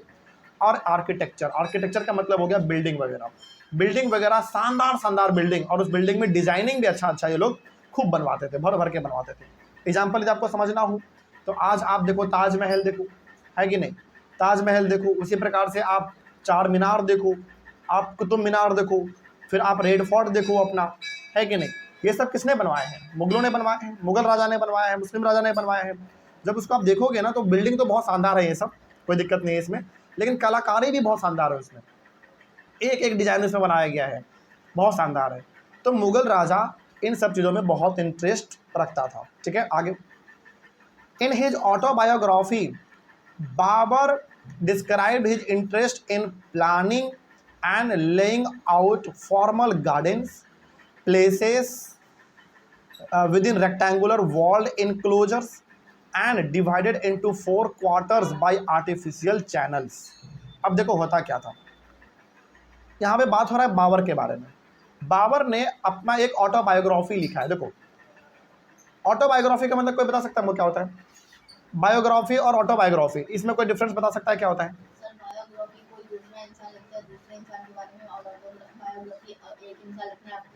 ऑटोग्राफी ना, हाँ बहुत अच्छा, सही बात। देखो जब कोई आदमी अपने बारे में लिखेगा कि मेरा जन्म यहाँ हुआ, मेरा नाम ये है, हमने ये किया अपने लाइफ में, ये अचीव किया, वो किया, तो जब कोई आदमी अपने बारे में लिखता है उसको हम लोग बोल देते हैं ऑटोबायोग्राफी। ठीक, लेकिन जब कोई आदमी किसी दूसरे के बारे में लिखता है तो वो कहलाता है हमारा बायोग्राफी। जैसे मान लो सपोज करो कि हम यदि अपने बारे में लिखेंगे कि मेरा नाम प्रिंस कुमार है, मेरा जन्म यहाँ पे हुआ, हम इतने साल के हैं, हमने इतने साल पढ़ाया है ना, हमने ये अचीव किया है, लाइफ कैसा होना चाहिए लोग बच्चों का, ये वो, यदि हम अपने बारे में यदि हम लिखें तो वो क्या कहलाएगा, मेरा ऑटोबायोग्राफी कहलाएगा। क्या कहलाएगा, ऑटोबायोग्राफी कहलाएगा। लेकिन मान लो सपोज करो आगे चल के मेरे स्टूडेंट हो तुम लोग, यदि तुमको मन किया कि कभी चलो सर के बारे में ना किताब लिखते हैं, क्योंकि तुम लोग मेरे पास बहुत समय से पढ़ रहे हो, आगे भी आप पढ़ोगे, 7 में भी आप लोग 10 तक पढ़ोगे, तो आप मेरे साथ लगभग 4-5 साल तो पढ़े मतलब 2-3 साल आप पढ़ चुके हैं और भी आगे पढ़ोगे। तो मान लो आपको यदि फ्यूचर में कभी मौका मिले और आपको लगे कि चलो सर के बारे में कुछ लिखते हैं, तो बताओ वो मेरा क्या कहलाएगा, वो मेरा कहलाएगा बायोग्राफी। तो जब आदमी अपने बारे में लिखता है खुद से तो वो ऑटोबायोग्राफी कहलाता है। ठीक, लेकिन जब कोई आदमी किसी दूसरे आदमी के बारे में लिखे तो फिर वो कहलाता है बायोग्राफी। ठीक, तो यहाँ पे एक बहुत बड़े मुस्लिम राजा है हमारे जिनका नाम है बाबर। बाबर ने अपने बारे में लिखा था एक किताब, और उस किताब में उन्होंने सब कुछ बताया है। उस किताब में उन्होंने अपने इंटरेस्ट के बारे में बताया कि हमको क्या करना अच्छा लगता है। ठीक है, देखो उन्होंने क्या बताया है, Babar describe his interest in planning and laying out formal gardens. उन्होंने अपने ऑटोबायोग्राफी में बताया है कि हमको किस प्रकार का गार्डन पसंद था, क्योंकि वो राजा है ना भाई, वो चाहे तो गार्डन क्या, पूरा गार्डन का एक मतलब पूरा ग्रुप बना सकता है वो, उसके लिए गार्डन बनाना कोई बड़ी बात है क्या, बिल्कुल भी नहीं। तो उन्होंने अपने ऑटोबायोग्राफी उस किताब में बताया है कि हमको गार्डन किस प्रकार का पसंद है, किस प्रकार का पसंद था उसको। देखो places within rectangular walled enclosures, मतलब जो गार्डन होगा वो गार्डन हमारे घर के बीच में होना चाहिए। घर का बीच मतलब यदि हमारा महल है तो महल के चारों तरफ क्या होना चाहिए, दीवार होना चाहिए बड़े बड़े, और उस दीवार के बीच में यानी कि दीवार के अंदर आपका क्या होना चाहिए, गार्डन होना चाहिए। जैसे आप आज पार्क देखते हैं तो पार्क के चारों तरफ क्या होता है, दीवार होता है, दीवार के अंदर आपका क्या होता है, पार्क का पूरा रास्ता होता है, अंदर झूला होता है, बैठने वाला एरिया होता है, एक्सरसाइज करने वाला एरिया होता है, बच्चों का झूला का एरिया अलग होता है कि नहीं। तो बाबर ने उस किताब में बताया है कि हमको गार्डन जो है ना वो कैसा पसंद है, गार्डन हमको पसंद है places with in rectangular wall enclosures, मतलब कि गार्डन हमको वही पसंद है जो कि दीवार के अंदर हो, मतलब चारों तरफ से बाउंड्री और बीच में हमारा क्या होना चाहिए, गार्डन होना चाहिए। वैसा गार्डन हमको बहुत पसंद है, उन्होंने ऐसा बताया है अपने ऑटोबायोग्राफी में, अपने किताब में, ठीक। एंड डिवाइडेड इनटू 4 क्वार्टर्स, और वो जो गार्डन होगा वो 4 पार्ट में डिवाइड होना चाहिए। मतलब एक रास्ता बिल्कुल सीधा आएगा, एक रास्ता बिल्कुल सीधा आएगा और दूसरा रास्ता उसको बीच से कट कर देगा 90 डिग्री पे। तो बताइए कितने पार्ट में बट गया वो हमारा गार्डन, 4 पार्ट में बट गया, ठीक। और बाय आर्टिफिशियल चैनल, और चारों पार्ट पे बीच में क्या बना रहेगा, एक नाला बना रहेगा पानी पास होने के लिए। इससे क्या होगा वो समझो, देखो ध्यान से समझना है। बाबर ने अपने किताब में बताया है कि हमको गार्डन किस प्रकार का पसंद है। तो उनको गार्डन कैसा पसंद है, पहली बात तो दीवार के अंदर होना चाहिए, मतलब बाउंड्री के अंदर होना चाहिए गार्डन, पहला बात। दूसरा बात, वो गार्डन कितने पार्ट में डिवाइड होना चाहिए, 4 पार्ट में, मतलब कि बिल्कुल बीच से एक रास्ता जाएगा, ठीक, और उस रास्ते को बिल्कुल बीच से दूसरा रास्ता क्या कर देगा, कट कर देगा 90 डिग्री पे। तो बताइए हमारा वो गार्डन 4 पार्ट में बटा के नहीं बटा, और चारों पार्ट में एक एक नाला बना दो बगल बगल से, ताकि पानी का जो मूवमेंट है वो भी लगातार चलता रहे। इससे 2 फायदा है। देखो पहला बात, गार्डन में यदि पानी हमेशा बहता रहेगा तो गार्डन में माहौल कैसा रहेगा, हमेशा ठंडापन रहेगा। दूसरा बात, यदि गार्डन हमारा वॉल के अंदर रहेगा तो हमको बाहर से कोई मतलब होगा नहीं, बाहर क्या चल रहा है नहीं चल रहा है, तो आपको ना एक बिल्कुल फ्रेश हवा मिलेगा, कोई अंदर नहीं आ पाएगा, तो आप बिल्कुल आराम से अपना घूम फिर पाएंगे। और उस समय पे राजा लोग ऐसा ही बनवाते थे, क्योंकि राजा है, कोई अटैक कर सकता है, वो लोग हमेशा बहुत सिक्योर रहते थे। इस प्रकार के गार्डन के बारे में बाबर ने अपने किताब में बताया है, ठीक है। आगे बढ़े, अगला, दीज गार्डन्स वेर कॉल्ड 4 बाग, और इस गार्डन को क्या बोला गया है, 4 बाग बोला गया। मतलब इस प्रकार का गार्डन जिसको कि 4 पार्ट में डिवाइड किया जाएगा, और चारों पार्ट में क्या होगा, एक एक नाला होगा। नाला मतलब गंदा नाला नहीं, पानी को बहने के लिए वो चैनल होगा, बना रहेगा, ठीक ना। इसी को बोला गया है 4 बाग। 4 बाग क्यों बोला गया बताओ, क्योंकि ये गार्डन कितने पार्ट में डिवाइडेड है, 4 पार्ट में डिवाइडेड है, इसीलिए हम लोगों ने बोल दिया इसको 4 बाग, ठीक। आगे बढ़ते हैं। तो 4 बाग गार्डन का मतलब, 4 बाग का मतलब क्या है, garden enclose within walls and divided into 4 by a water stream crisscrossing in the centre. मतलब पहला बात, 4 बाग का मतलब हो गया कि जो गार्डन होना चाहिए वो दीवार के अंदर होना चाहिए, मतलब बाउंड्री के अंदर होना चाहिए, पहला बात। दूसरा बात, वो गार्डन कितने पार्ट में डिवाइड होना चाहिए, 4 पार्ट में डिवाइड होना चाहिए। एक रास्ता बिल्कुल बीच से आएगा, दूसरा रास्ता उसको बिल्कुल बीच से कट कर देगा, कितने डिग्री पे, 90 डिग्री पे, ठीक। इसको ही हम लोग कहते हैं 4 बाग, कोई दिक्कत नहीं इसमें। और चारों रास्ते में, चारों तरफ, मतलब कि एक रास्ता ये हमारा बिल्कुल ऊपर से नीचे, दूसरा रास्ता इसको ये कट करेगा, तो कितने रास्ते बने हमारे बताओ, 4 रास्ते बने। तो चारों रास्ते में क्या होगा, एक एक छोटा छोटा पाथ होगा, रास्ता होगा जिससे पानी बह सके, बाहर निकल सके, ठीक है। तो इस प्रकार का उन्होंने बताया है वहाँ पे अपने बुक में। आगे बढ़ते हैं। Some of the most beautiful 4 baghs were constructed by Jahangir and Shahjahan in Kashmir, Agra and Delhi.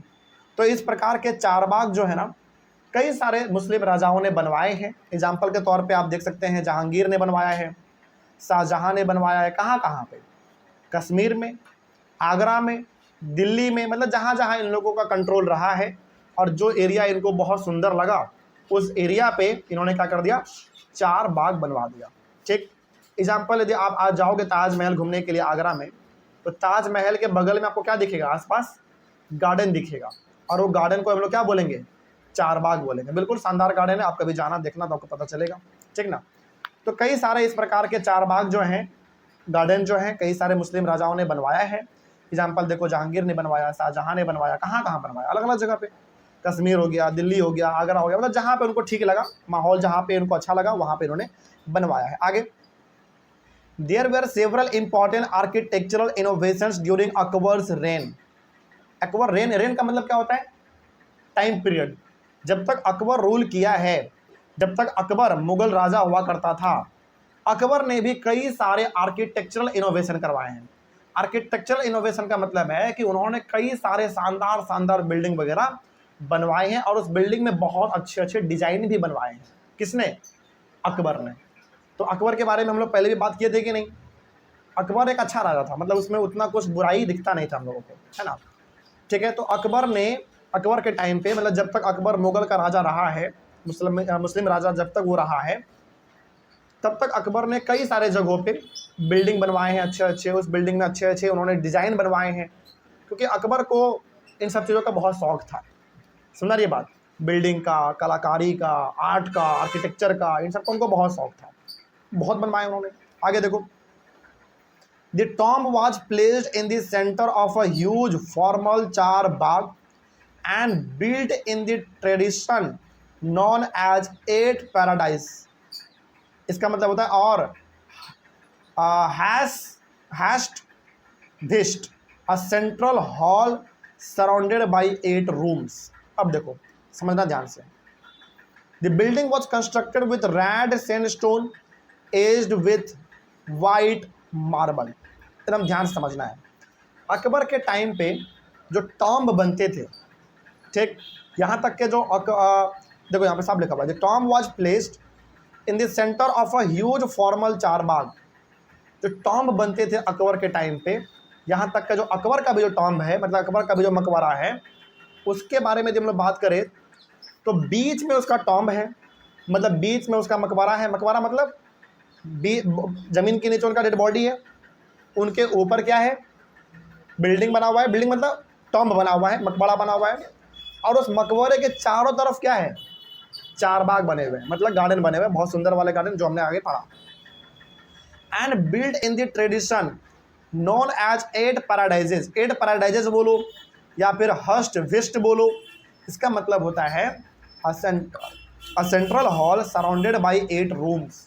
मतलब समझिए ध्यान से, इसमें आपको देखने को क्या मिलेगा, अकबर का मकबरा यदि आप देखोगे, या फिर अकबर के टाइम पे जो मकबरा बनाए जाते थे बड़े बड़े लोगों के लिए, उस चीज़ में आप देखोगे एक चीज़ कि डेड बॉडी बीच में होगा, उसके ऊपर क्या बनाया जाएगा, मकबरा बनाया जाएगा, उसके चारों तरफ क्या होगा, चार बाग होगा, और ये जो पूरा मकबरा है उसके चारों तरफ चार बाग तो है ही, साथ ही साथ मकबरा बिल्कुल 8, मकबरा के चारों तरफ 8 रूम होंगे। 8 पैराडाइज का मतलब क्या हुआ, 8 रूम होंगे। मतलब सिंपल समझो, पहला बीच में क्या है हमारा मकबरा, मतलब डेड बॉडी है, उसके ऊपर क्या बना दिया गया, टॉम्ब बना दिया गया, मतलब मकबरा बना दिया गया, और उसके चारों तरफ क्या बना दिया गया, 8 रूम बना दिया गया, ठीक। और फिर उसके बाहर क्या, चार बाग, गार्डन। इस प्रकार का आपको मकबरा देखने को मिलता है अकबर के टाइम पे, ठीक। इससे होगा क्या, देखो इससे होगा ये कि मान लीजिए कोई आदमी मकबरे को देखने के लिए आया है, उनको ठहरना हो, थोड़ा आराम करना हो, तो वो रूम में आराम कर सकता है। उसके बाद थोड़ा उनको टहलना हो, घूमना हो, तो वो गार्डन में घूम सकता है ना। इस प्रकार का मकबरा उस समय पे अकबर के टाइम पे बनाया जाता था। तो बीच में डेड बॉडी के ऊपर मकबरा, और उनके बगल में 8 रूम, और रूम के बगल में गार्डन, ठीक। इस प्रकार का उस समय पे चलता था। आगे बढ़ते हैं। The building was constructed with red sandstone. और जो बिल्डिंग बनता था, बिल्डिंग मतलब वही मकबरा वगैरह जो 8 रूम वगैरह बनते थे, उनको रेड सैंडस्टोन से, यानी कि उसमें जो इस्तेमाल होगा चीज़ें वो किस रंग के होंगे, लाल रंग के होंगे। मतलब सैंडस्टोन का मतलब जो पत्थर उसमें इस्तेमाल होंगे वो लाल रंग का होगा। एज्ड विथ वाइट मार्बल, और उसमें वाइट मार्बल भी लगाया जाएगा ताकि उसको एक अच्छा सा साइन दिया जा सके। समझ में आया बात? मतलब बहुत सुंदर मकबरा उस समय पे बनाया जाता था, आप ऐसा समझ लो। तो ये हो गया हमारा। अब यहाँ पे ना जब आप बुक को पढ़ोगे तो यहाँ पे शाहजहाँ के बारे में आपको ज़्यादा जानने को मिलेगा, क्योंकि जब जब बात होता है शाहजहाँ का तो आपके मन में क्या ख्याल आता है बताओ, ताजमहल। और ताजमहल इतना इम्पोर्टेंट हमारे लिए है तो उसके बारे में जानकारी तो आपको थोड़ा सा ज़्यादा ही लेना पड़ेगा। तो आइए समझते हैं हम लोग कि शाहजहाँ ने जो बनवाया था ताजमहल, उनके बारे में क्या क्या लिखा हुआ है। शाहजहाँ कैसे आदमी, तो उनके बारे में क्या लिखा हुआ है सब कुछ समझेंगे, देखते हैं। शाहजहाँ रीन का मतलब क्या हुआ, शाहजहाँ का टाइम पीरियड। शाहजहाँ जब तक राजा रहा तब तक के बारे में हम लोग बात करेंगे। तो Shahjahan reign witness a huge amount of construction activity specially in Agra and Delhi. ध्यान रखना इस बात को कि शाहजहाँ जब मुगल राजा बना तो शाहजहाँ भी उसी प्रकार का राजा था। इनको भी इंटरेस्ट था बहुत ज़्यादा बिल्डिंग बनाओ, बहुत ज़्यादा अच्छा शानदार स्ट्रक्चर बनाओ, ताकि आने वाला जनरेशन उसको क्या कर सके, देख सके। और इतना भयंकर भयंकर इन्होंने स्ट्रक्चर बनाया है कि उसको हम लोग आज तक फॉलो कर रहे हैं। सबसे अच्छा एग्जाम्पल आपका ताजमहल, आज तक हम लोग उसको फॉलो करते हैं, है कि नहीं। दुनिया के 8 अजूबों में से वो भी हमारा एक अजूबा है, सॉरी 7 अजूबों में से, जो भी है, समझ आ रही है बात। तो शाहजहाँ भी बहुत इस चीज़ में मानता था कि भैया स्ट्रक्चर जो है ना वो बहुत बड़े बड़े बनाओ, उसमें कोई कमी नहीं रखना चाहिए, ठीक है। तो बहुत अच्छे अच्छे बिल्डिंग ये लोग बनवाते थे, और बिल्डिंग बनवाने में पैसा भी खर्च होता होगा, तो ये लोग अपने खजाने से पैसा निकाल निकाल के खूब बनवाते थे इस प्रकार के बिल्डिंग वगैरह। और ख़ास करके शाहजहाँ का जो बिल्डिंग आपको दिखेगा ज़्यादातर जो उन्होंने बनाया है वो आगरा और दिल्ली में बनाया है, ठीक है। आगे बढ़ते हैं, आगरा में तो खुद ताजमहल है आपका। आगे बढ़ते हैं। शाहजहाँ's audience halls were specially constructed to resemble a mosque. Shahjahan का जो ऑडियंस हॉल था, मतलब शाहजहाँ जब बिल्डिंग वगैरह कोई भी बनवाते थे तो उस बिल्डिंग में कुछ हो ना हो लेकिन वो ऑडियंस हॉल जरूर बनवाते थे। ऑडियंस हॉल्स का मतलब हुआ जहाँ पे लोग आके क्या कर सके, आराम से बैठ सके, कोई मीटिंग कर सके। तो शाहजहाँ का कोई भी आप बिल्डिंग उठा के देख लो, ताजमहल देख लो या फिर कुछ और भी देख लो, उसमें ना आपको एक ऑडियंस हॉल दिखेगा। ऑडियंस हॉल का मतलब वो बहुत बड़ा ओपन एरिया आपको दिखेगा जो कि ऊपर से कवर होगा, ताकि आदमी आके उसके नीचे आराम से बैठ के अपना कोई मीटिंग वगैरह कर सके, ठीक है। शाहजहाँ यदि लोगों को कुछ बोलना चाहता हो, लोगों को बैठा के, तो वो भी वो बोल सके। तो जो ऑडियंस हॉल है वो शाहजहाँ बहुत अच्छा बनवाता था। क्यों? क्योंकि उनको पता था कि लोग हमारे पास आएंगे अपने समस्याओं को लेकर, तो हम उसके समस्या को हम सुनेंगे कहाँ पे बैठ के, तो ऑडियंस हॉल में सुनेंगे हम। तो शाहजहाँ का कोई भी आप बिल्डिंग उठा के देखो तो उसमें आपको एक ऑडियंस हॉल आपको अच्छा खासा दिख जाएगा। आप ताजमहल घूमने जाओ, ताजमहल में भी आप देखोगे बहुत बड़ा इलाका है जो कि बिल्कुल एकदम दूर दूर तक फैला हुआ है, वहाँ पर आराम से बैठ सकते हैं, बातें कर सकते हैं, उसको हम लोग क्या बोलेंगे, ऑडियंस हॉल बोलेंगे। तो शाहजहाँ का कोई भी बिल्डिंग आप उठा के देखोगे उसमें आपको ऑडियंस हॉल जरूर दिखेगा। आगे, the connection between royal justice and the imperial court was emphasized by Shahjahan in his newly constructed court in the Red Fort at Delhi। समझना है ध्यान से, शाहजहां और देखो साफ लिखा हुआ, the connection between royal justice and imperial court was emphasized by the Shahjahan in his newly constructed court in the Red Fort at Delhi। जब शाहजहां था तो हमारे इंडिया में इंपेरियल कोर्ट भी हुआ करता था। इंपेरियल कोर्ट का मतलब हुआ अंग्रेजों का कोर्ट, ठीक। तो शाहजहां का अपना अलग नियम चलता था, अंग्रेज का अपना अलग नियम चलता था। तो अंग्रेज अपना कोई भी काम कहाँ पे करेगा, अपने घर पे करेगा, अपने ऑफिस में करेगा। शाहजहां अपना इंपॉर्टेंट काम कहाँ करता था, रेड फोर्ट में करता था, अपने लाल किले में करता था, जो कि कहाँ पे है, दिल्ली में है। मतलब शाहजहां को कोई न्याय सुनाना हो, जस्टिस करना हो लोगों को, मतलब लोगों को कोई फैसला सुनाना हो, कोई मीटिंग करना हो, जनरली वो कहाँ करता था, अपने बड़े से घर में, जो कि रेड फोर्ट यानी कि दिल्ली का आगरा, सॉरी दिल्ली का लाल किला। मतलब यहाँ पे सिंपल सा है, अंग्रेज अपना अलग काम करेगा तो उसके लिए अलग ऑफिस है, अलग घर है अपना, वो उधर करेगा, अपना जो करना हो उसको उधर करेगा। बात करें शाहजहाँ का, तो शाहजहाँ ये सब अपना काम कहाँ करता था, अपने घर में। अपने घर मतलब अपने दरबार में। उसका दरबार क्या था उस समय पे, दिल्ली का लाल किला। कितना बड़ा है, इतना बड़ा है कि आप आज देखो हजारों हजार लोग उसमें बैठते हैं रिपब्लिक डे के दिन और इंडिपेंडेंस डे के दिन परेड देखने के लिए, भाषण सुनने के लिए, है कि नहीं। तो वहाँ पे अपना बैठ के सारा काम अपना करते थे। आगे, behind the emperor's throne were a series of pietra dura inlays that depicted the legendary Greek god Orpheus playing the, यहाँ पे शायद फ्लूइट होना चाहिए था, यहाँ पे लिखा हुआ है ल्यूट। अच्छा एक मिनट देख लेते हैं क्या इसमें, अगला नेक्स्ट। हाँ, तो इसमें हमने ये जो ल्यूट है ना, यहाँ पे ल्यूट ही होगा, LUTE। ल्यूट का मतलब होता है बीना। बीना मतलब आप देखोगे एग्जाम्पल के तौर पे आप देखो तो सपोज वीणा का मतलब होता है एक म्यूजिकल इंस्ट्रूमेंट जिसको आप बजाओगे तो उससे एक अलग प्रकार का आवाज़ निकलता है। तो behind the emperor's throne were a series of pietra dura inlays. Pietra dura क्या होता है पहले वो समझो, फिर आगे आपको समझ में आएगा। पिट्रा ड्योरा का मतलब होता है coloured hard stones placed in depressions carved into marble or sandstone creating beautiful ornate pattern। एकदम ध्यान से समझिएगा यहाँ पे हम क्या बताना चाहते हैं। देखो, पिट्रा ड्योरा बेसिकली एक डिज़ाइन है। पिट्रा ड्योरा क्या है? एक डिज़ाइन है। इस डिज़ाइन का क्या खूबी था वो समझो। खूबी ये है कि ये पत्थर को ठोक ठोक के इसमें डिज़ाइन बनाया जाएगा। ठीक, समझो पिट्रा ड्योरा क्या है। पिट्रा ड्योरा बेसिकली कलर होता है, मतलब रंगीन होता है, हार्ड स्टोन होता है, बहुत ठोस पत्थर होता है, और उस हार्ड ठोस पत्थर के ऊपर ठोक ठोक के अच्छा सा प्रकार का डिज़ाइन बनाया जाता है और देखने में वो बहुत सुंदर लगता है। इस प्रकार का पिट्रा ड्योरा का जो डिज़ाइन है वो राजा के सिंहासन के पीछे दीवार पे टांगा हुआ रहता था, ताकि लोगों को देखने में क्या लगे, वो बहुत सुंदर लगे। होता क्या था ना, बेसिकली जब भी शाहजहाँ अपना कोई मीटिंग करता था लोगों के साथ, कोई फैसला वगैरह वो सुनाते थे, तो अपने दरबार में बैठ के वो सुनाएंगे, अपने कुर्सी पे बैठ के सुनाएंगे।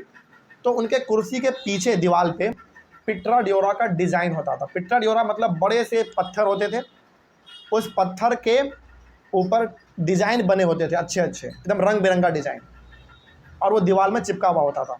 इससे क्या होता था, जब कोई आदमी राजा को देखेगा तो उसको पीछे भी दिखेगा राजा का, पीछे मतलब बैकग्राउंड दिखेगा, और बैकग्राउंड क्या है, पिट्रा ड्योरा का डिज़ाइन है, तो बड़ा शानदार लगेगा, है कि नहीं। तो ये चीज़ होता था हमारा। तो वही यहाँ पे लिखा हुआ है कि बिहाइंड द एम्पायरर्स थ्रोन, राजा के सिंहासन के पीछे दीवालों में, where a series of pietra dura इनलेज, क्या डिज़ाइन बना रहा था दीवालों में, पिट्रा ड्योरा का डिज़ाइन बना रहा था। मतलब वही पत्थर रहेंगे, पत्थर के ऊपर ठोक ठोक के छेनी हथौड़े से डिज़ाइन बना हुआ रहेगा। किसका डिज़ाइन बना रहा था, क्या बना रहा था, देखो, that depicted the legendary Greek god, Greece देश है हमारा, वहाँ का जो गॉड है ऑर्फियस, उनका इमेज बना रहा था प्लेइंग द लुइट, मतलब वो बिना बजा रहे हैं, मतलब समझो ग्रीक्स हमारा एक देश है, वहाँ का जो गॉड है उनका नाम है ऑर्फियस। ओके, वो क्या कर रहे हैं, वीणा बजा रहे हैं। ऐसा डिज़ाइन बनाया गया है पिट्रा ड्योरा में। मतलब एक पत्थर है, उसमें ऐसा डिज़ाइन बनाया गया है कि एक आदमी है, और वो आदमी क्या है, गॉड है। कहाँ का गॉड है, ग्रीस देश का है। वो क्या कर रहे हैं, वीणा बजा रहे हैं। तो इस प्रकार का डिज़ाइन राजा के सिंहासन के पीछे दीवारों में लगाया गया है। उस डिज़ाइन को हम लोग क्या बोलेंगे, पिट्रा ड्योरा बोलेंगे। तो इससे क्या होता था, राजा का जो बैकग्राउंड है पीछे का वो बड़ा ही सुंदर दिखता था। ठीक है, इस प्रकार का वहाँ पे चलता था। The construction of Shahjahan audience hall aimed to communicate that king's justice would treat the high and the low as equals, creating a world where all could live together in harmony। यहाँ पे बात करें हम लोग खास करके शाहजहाँ का, तो शाहजहाँ का जो ऑडियंस हॉल होता था, मतलब शाहजहाँ का जो ऑडियंस हॉल है, मतलब जहाँ पे शाहजहाँ बैठ के लोगों को न्याय सुनाएगा, लोगों के भलाई के बारे में बात करेगा, वो ऐसा हॉल होता था। पहला बात तो हॉल बहुत बड़ा होता था, ताकि वहाँ पे हज़ारों लोग आके बैठ सके एक बार में। और दूसरा बात, शाहजहाँ ऐसा हमेशा काम करता था ताकि उस हॉल में, मतलब शाहजहाँ का ये नियम था कि हॉल सबके लिए क्या रहेगा, सेम रहेगा, चाहे कोई भी बड़ा आदमी हो चाहे कोई भी छोटा आदमी हो, किसी को भी हॉल में आना है तो इसी हॉल में बैठना पड़ेगा। इससे क्या होगा, गरीब और अमीर में भेदभाव नहीं हो पाएगा, क्योंकि गरीब भी एक साथ बैठा हुआ है, अमीर भी एक साथ बैठा हुआ है, तो भेदभाव का तो कोई संभावना ही नहीं बनता हमारा, है कि नहीं। तो शाहजहाँ ने साफ बोल दिया था कि जो हमारा ऑडियंस हॉल होगा, जहाँ पे लोग आके बैठेंगे, हम फैसला सुनाएंगे, सब लोग सुनेंगे, वहाँ पे सारे लोग बैठेंगे, अमीर गरीब सब लोग बैठेंगे। इससे अमीर और गरीब में कोई भेदभाव नहीं होगा और सब लोग मिलजुल के रहेंगे। तो इस प्रकार का शाहजहाँ का विचार था। आगे, in the early years of his rain, शुरुआती दौर में जब ये राजा बने थे उस समय पे, Shahjahan capital was at Agra. Shahjahan का जो रूल करते थे, मतलब वो, तो शाहजहाँ के टाइम पे इनका कैपिटल क्या था, आगरा था। ठीक है, मतलब सिंपल समझो, शाहजहाँ कौन है, एक मुगल राजा हैं, मुस्लिम राजा हैं। तो इन्होंने जहाँ जहाँ जिस जिस इलाके पे कब्जा किया है, जहाँ जहाँ इनका कंट्रोल था, इनके पूरे एरिया के जहाँ पे इनका कंट्रोल था, उनका कैपिटल क्या था, आगरा। मतलब शाहजहाँ के टाइम पे इनका जो कैपिटल था वो आगरा था। These were set in the midst of formal gardens constructed in the चार बाग फॉर्मेट। और ये जो आगरा में इनका कैपिटल था उसको बनाया गया है बिल्कुल गार्डन के बीच में।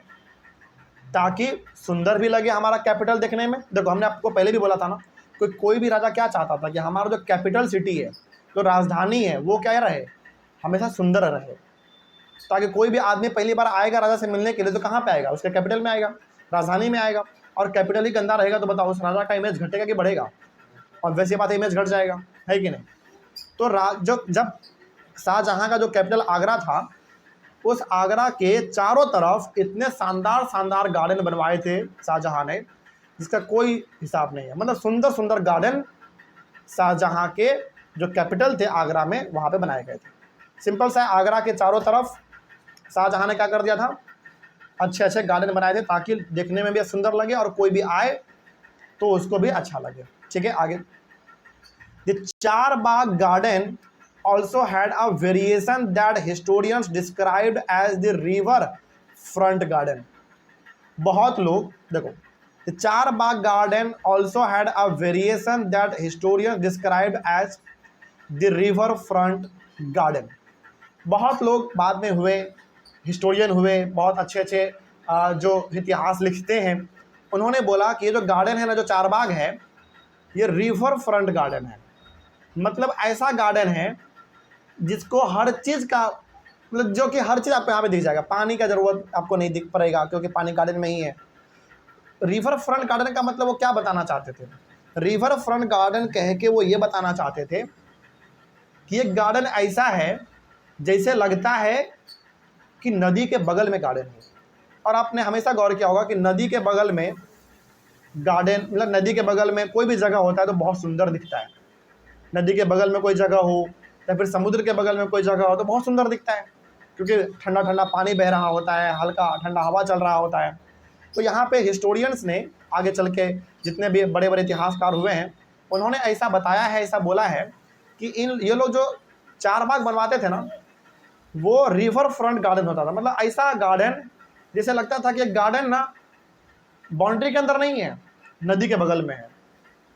बस वो ये बताना चाहते थे कि बहुत सुंदर, बहुत ठंडा हवा, पानी का कमी नहीं है।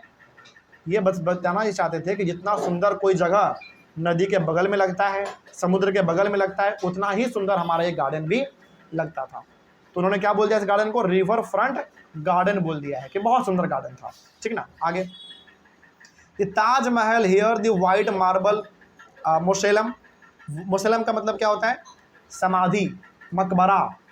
मोसेलम बोलो, टॉम्ब बोलो, बात सेम है। ठीक है, तो the Taj Mahal here the white marble mausoleum was placed on a terrace by the edge of the river and the garden was to its south. अब समझिए, ध्यान से इसको समझना है। ताजमहल जहां पे है ना आगरा में, पहले तो ये समझो कि ताजमहल हमारा क्या है, बिल्डिंग है कि एक मकबरा है? ये बताओ पहले। मकबरा है। किसका?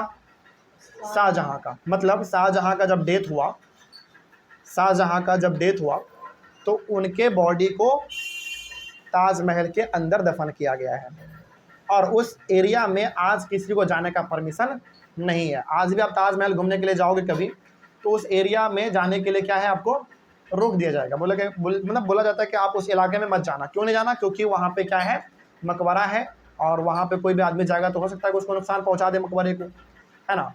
तो वहाँ पे सरकार ने क्या कर रखा है?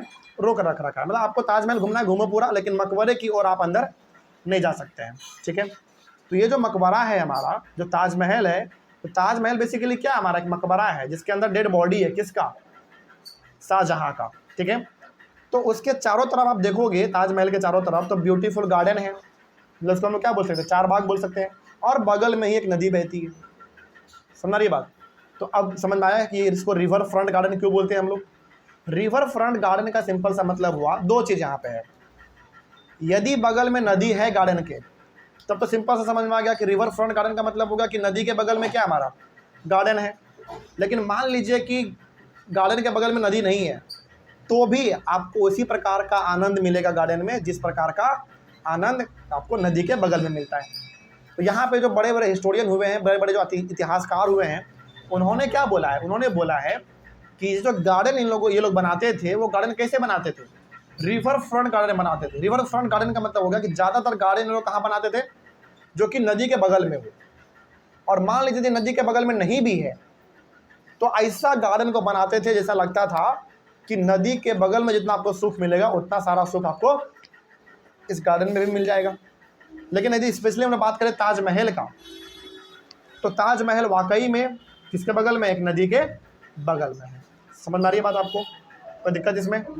आगे नेक्स्ट अगला, तो ताजमहल में आप वही देखोगे कि ताजमहल के बगल में आपका गार्डन है, उसके बगल में आप देखोगे साउथ में, गार्डन के साउथ में तो नदी है हमारा। Shahjahan develops this architectural form as a means to control the access that nobles had to the river. Shahjahan ने नदी के बगल में ही अपना मकबरा बनवाने के बारे में क्यों सोचा, या फिर शाहजहां ने अपना कैपिटल जो है वो आगरा ही क्यों चुना? इसलिए चुना क्योंकि बगल में क्या है? नदी है, तो कभी पानी का कमी नहीं होगा। समझ रही बात? मतलब शाहजहां ने अपना कैपिटल आगरा में ही क्यों बनवाया? इसलिए बनवाया क्योंकि आगरा पहली बात तो बहुत अच्छा जगह है, सुंदर जगह है, कोई कमी नहीं है। दूसरा बात, आगरा में एक नदी बहती है अगर बगल से होके, और उस नदी के होने से ये हुआ हमारा कि आगरा में यदि राजधानी बनाया जाएगा, आगरा को यदि कैपिटल बनाया जाएगा, तो क्या कभी उस कैपिटल में पानी की कमी होगा? बिल्कुल भी नहीं। जैसे मान लो, सपोज करो कि आपने कैपिटल बना दिया, राजधानी आपने बना दिया, और वहाँ में पानी का कमी हो जाए, बताओ क्या अच्छा लगेगा? बिल्कुल भी नहीं। तो आगरा को कैपिटल इसलिए बनाया गया क्योंकि बगल में क्या था? हमारा एक नदी था। ठीक, तो पानी का कभी कमी नहीं हो सकता था, और नदी बगल में है तो राजा को ट्रांसपोर्टेशन में भी कभी कमी नहीं होगा। ट्रांसपोर्टेशन आराम से हो जाएगा, जहाज़ पे सामान को लोड करेगा शिप पे, और आराम से आगरा लेके वो सामान आ जाएगा।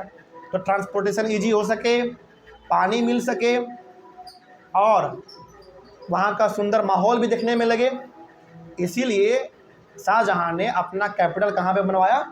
आगरा में बनवाया। समझाया? यही बात है हमारा।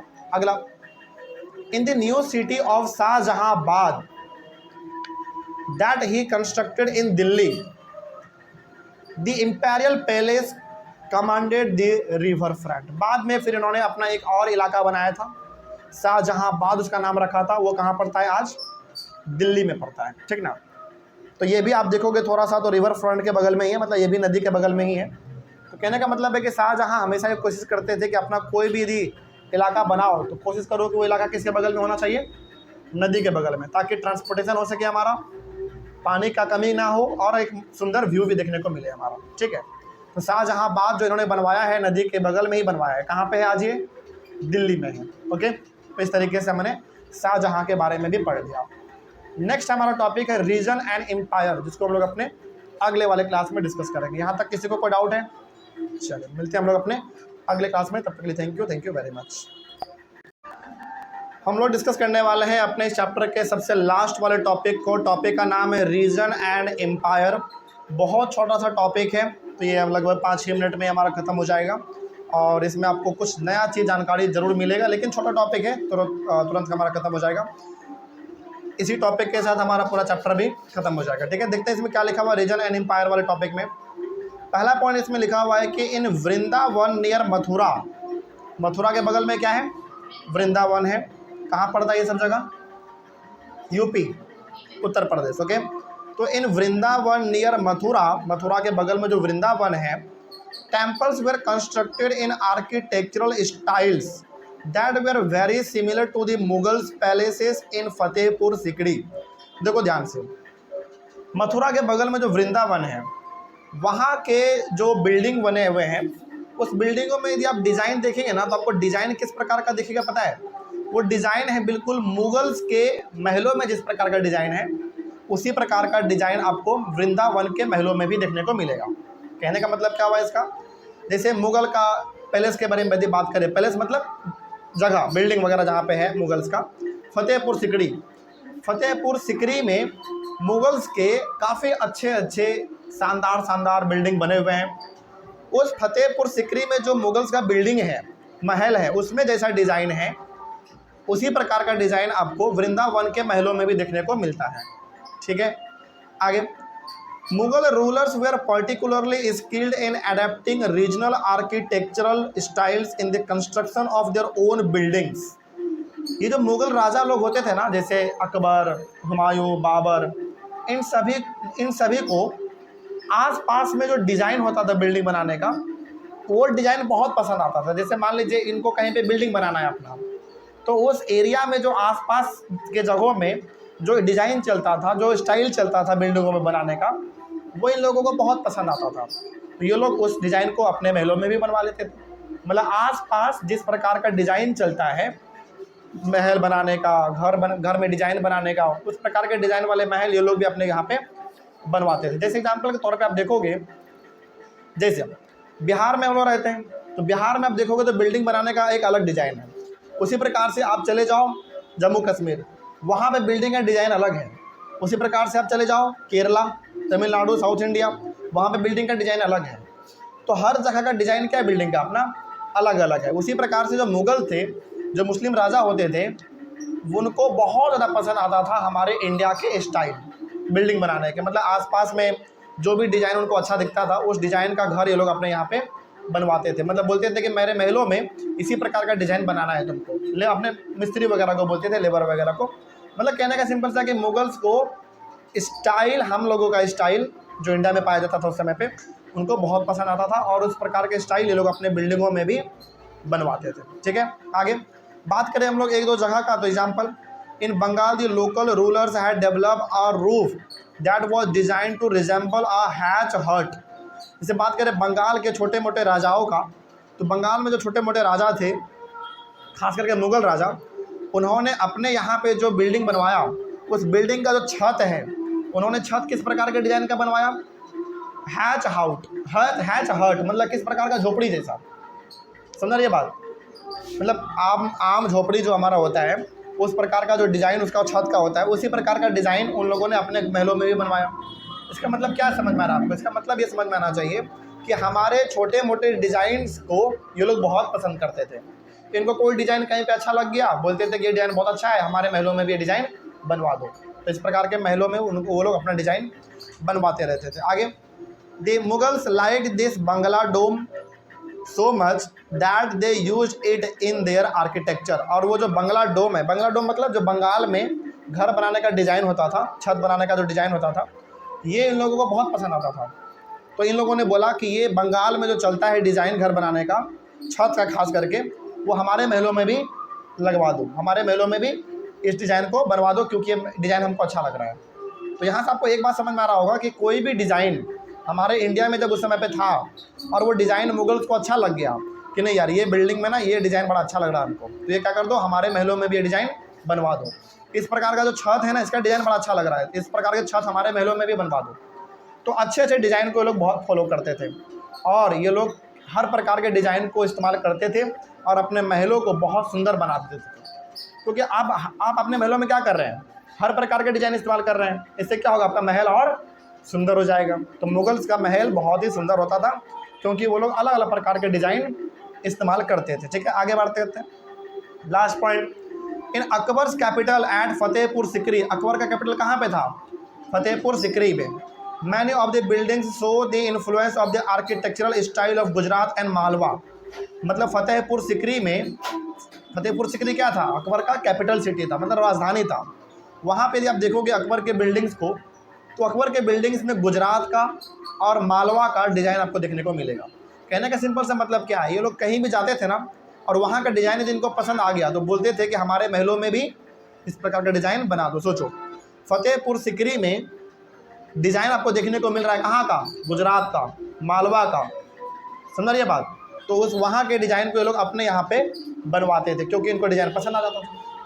तो ओवरऑल कहने का मतलब यहाँ पे ये है कि मुगल्स को जो भी डिज़ाइन पसंद आता था, ये लोग अपने महलों में इसको बनवा लेते थे और ये लोग अपने महलों में अलग अलग प्रकार के डिज़ाइन बनवाते थे। इसीलिए इनके महल में आप देखोगे कभी तो डिज़ाइन अलग अलग हैं, इसीलिए ये महल देखने में क्या लगता है? हमेशा सुंदर लगता है। एक प्रकार का डिज़ाइन बनाओगे तो उतना कुछ खास लगेगा नहीं, लेकिन आपके महल में, आपके बिल्डिंग में अलग अलग प्रकार के डिज़ाइन इस्तेमाल हुए हैं, अलग अलग कलाकारी इस्तेमाल हुआ है, तो आपका बिल्डिंग का खूबसूरती बहुत बढ़ जाता है। तो यही था हमारा रीजन एंड एम्पायर वाले टॉपिक में। समझ में आए सब कुछ? इस टॉपिक में कुछ खास था नहीं, इसी तरीके से हमारा ये टॉपिक और टॉपिक के साथ पूरा चैप्टर भी हमारा कंप्लीट होगा। कोई डाउट है किसी को इस चैप्टर में? चलिए बहुत अच्छी बात है, डाउट नहीं है तो ऑनलाइन वाले बच्चे आप लोगों को चैप्टर में कहीं पर कोई डाउट रहा होगा तो कमेंट करिएगा। हम लोग मिलेंगे फिर से अपने अगले चैप्टर में फिर से एक नई शुरुआत के साथ। तब तक के लिए thank you very much and have a nice day.